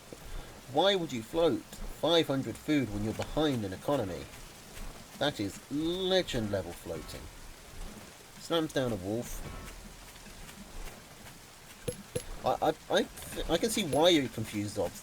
Obs is clearly looking for a tier 3 and just not finding one. But he clearly knows that, like, there's not enough food here. Like, Porvlon should have, like, so much more. So, if you're Obs, you're expecting, like, a really hidden tier 3 or, like, a secret base with 8 farms on it at some point at this stage. But no, it turns out Porvlon was just not spending food. And, I mean, that's given Obs a huge advantage here. Look at that army graph. Like, Obs can just push in nice and easily. As long as he micros this badger reasonably well. I mean, you don't even have to micro it that hard. I mean, Obs just has so much more army. And the badger is a snowball unit, so that just tips him over the first engagement, and then Porv has no chance of coming back. So now we're at 3-1. No, we're at 2-1, sorry. My prediction was... This is the wrong game. This is the same game. Yeah, my prediction was 3-2. So I need Porvlon to win this game, and then Obs to win the next one. Okay, here we go. But if it's going to stick with the pattern of 3 1s, then I think Obs is probably going to win here. So we got Lizard, Pigeon, Mole, Skunk, Snake, Wire against Squirrel, Lizard, Pigeon, Cam, Badger, Wire. And I think Porvlon doesn't really... Porvlon looks a little bit lost. You can see it in his deck choices, how he keeps on changing them. Nothing seems to be really sticking or working out the way he intends. I think the last deck he had was perfectly good against Obs. He just majorly messed up by floating so much food. Like, he just essentially went AFK for a solid minute.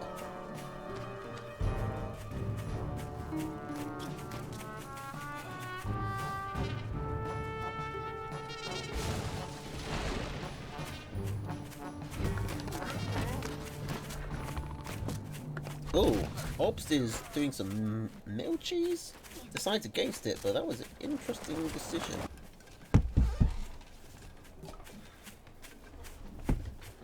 Brain float. I mean, it happens to the best of us sooner or later.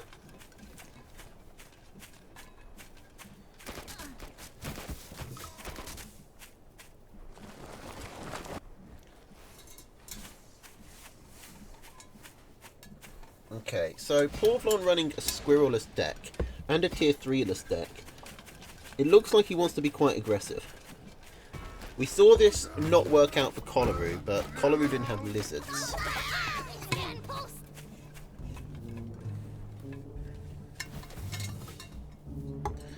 Porvlon stands a chance of getting some decent damage done. Now, this is not what I think he should be doing. He does get a farm, but that was 6 lizards thereabouts. And it cost him. That's not really worth it. That's like 120 food for 60 food. More like, well, I guess more like 80 because it's also the time spent rebuilding that. It's not mining, but it's definitely not worth it. And 80 food is generous because as long as that gets rebuilt and has time to mine the full, has time to fallow out, then it's not really lost any value. It's mined its full amount of food.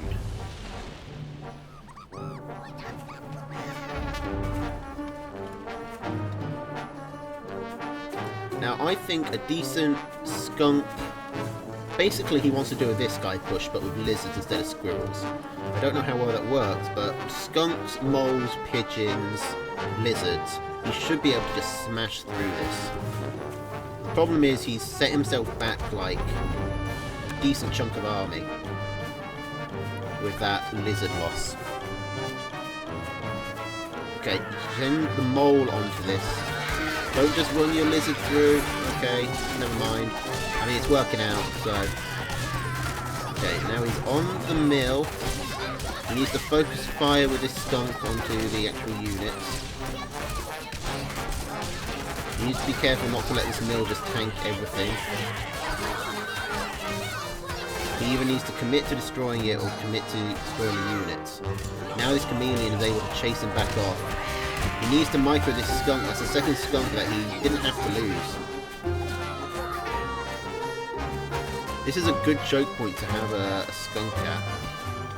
The skunk could have held there for a very long time. He needs to sell something to get this skunk back up.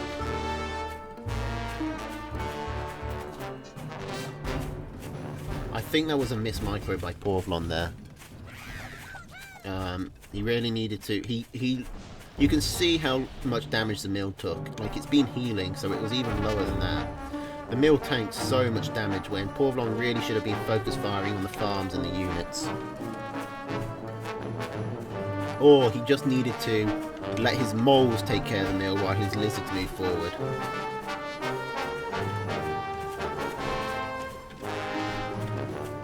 But this is the intermediate level, so I probably should have said that at the beginning. This is actually intermediate level of the tournament, not the premier. So they're not beginners, these are people who've been around a while, but people who don't like play super competitively or have played on and off.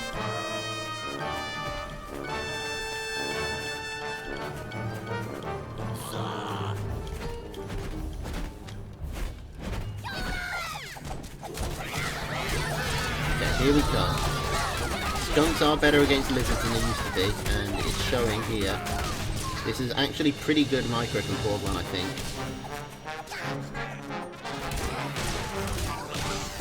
Now he just needs to keep these skunks alive. Okay, he loses one. Obs is definitely showing some skill. But he's a bit rusty, so he was put in Premier. Put in Intermediate rather than Premier.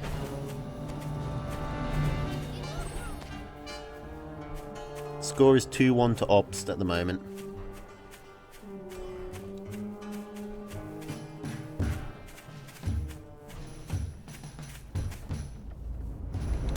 Okay, and it's looking like it's going to be a 3-1 win.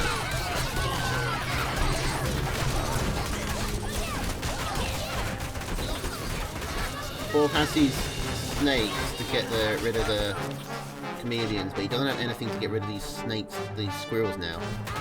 Sorry, my mouth is getting all twisted.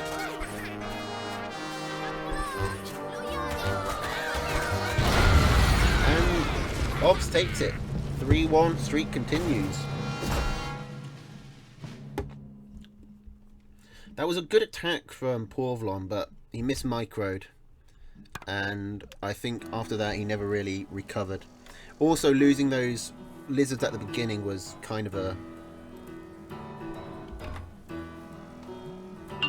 issue. Now, are we able to do Jacoby versus... No, Jacoby isn't responding, so...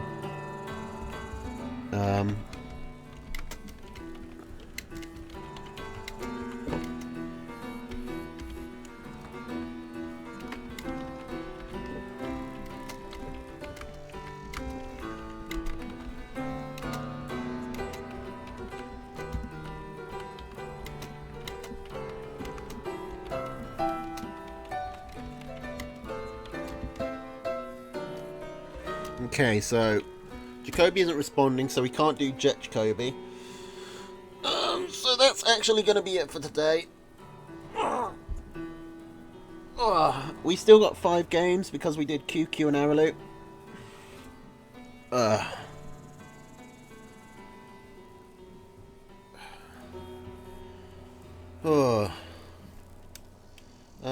Yeah, I hope you enjoy this. I don't know when the next one is going to be. So keep an eye on the Discord.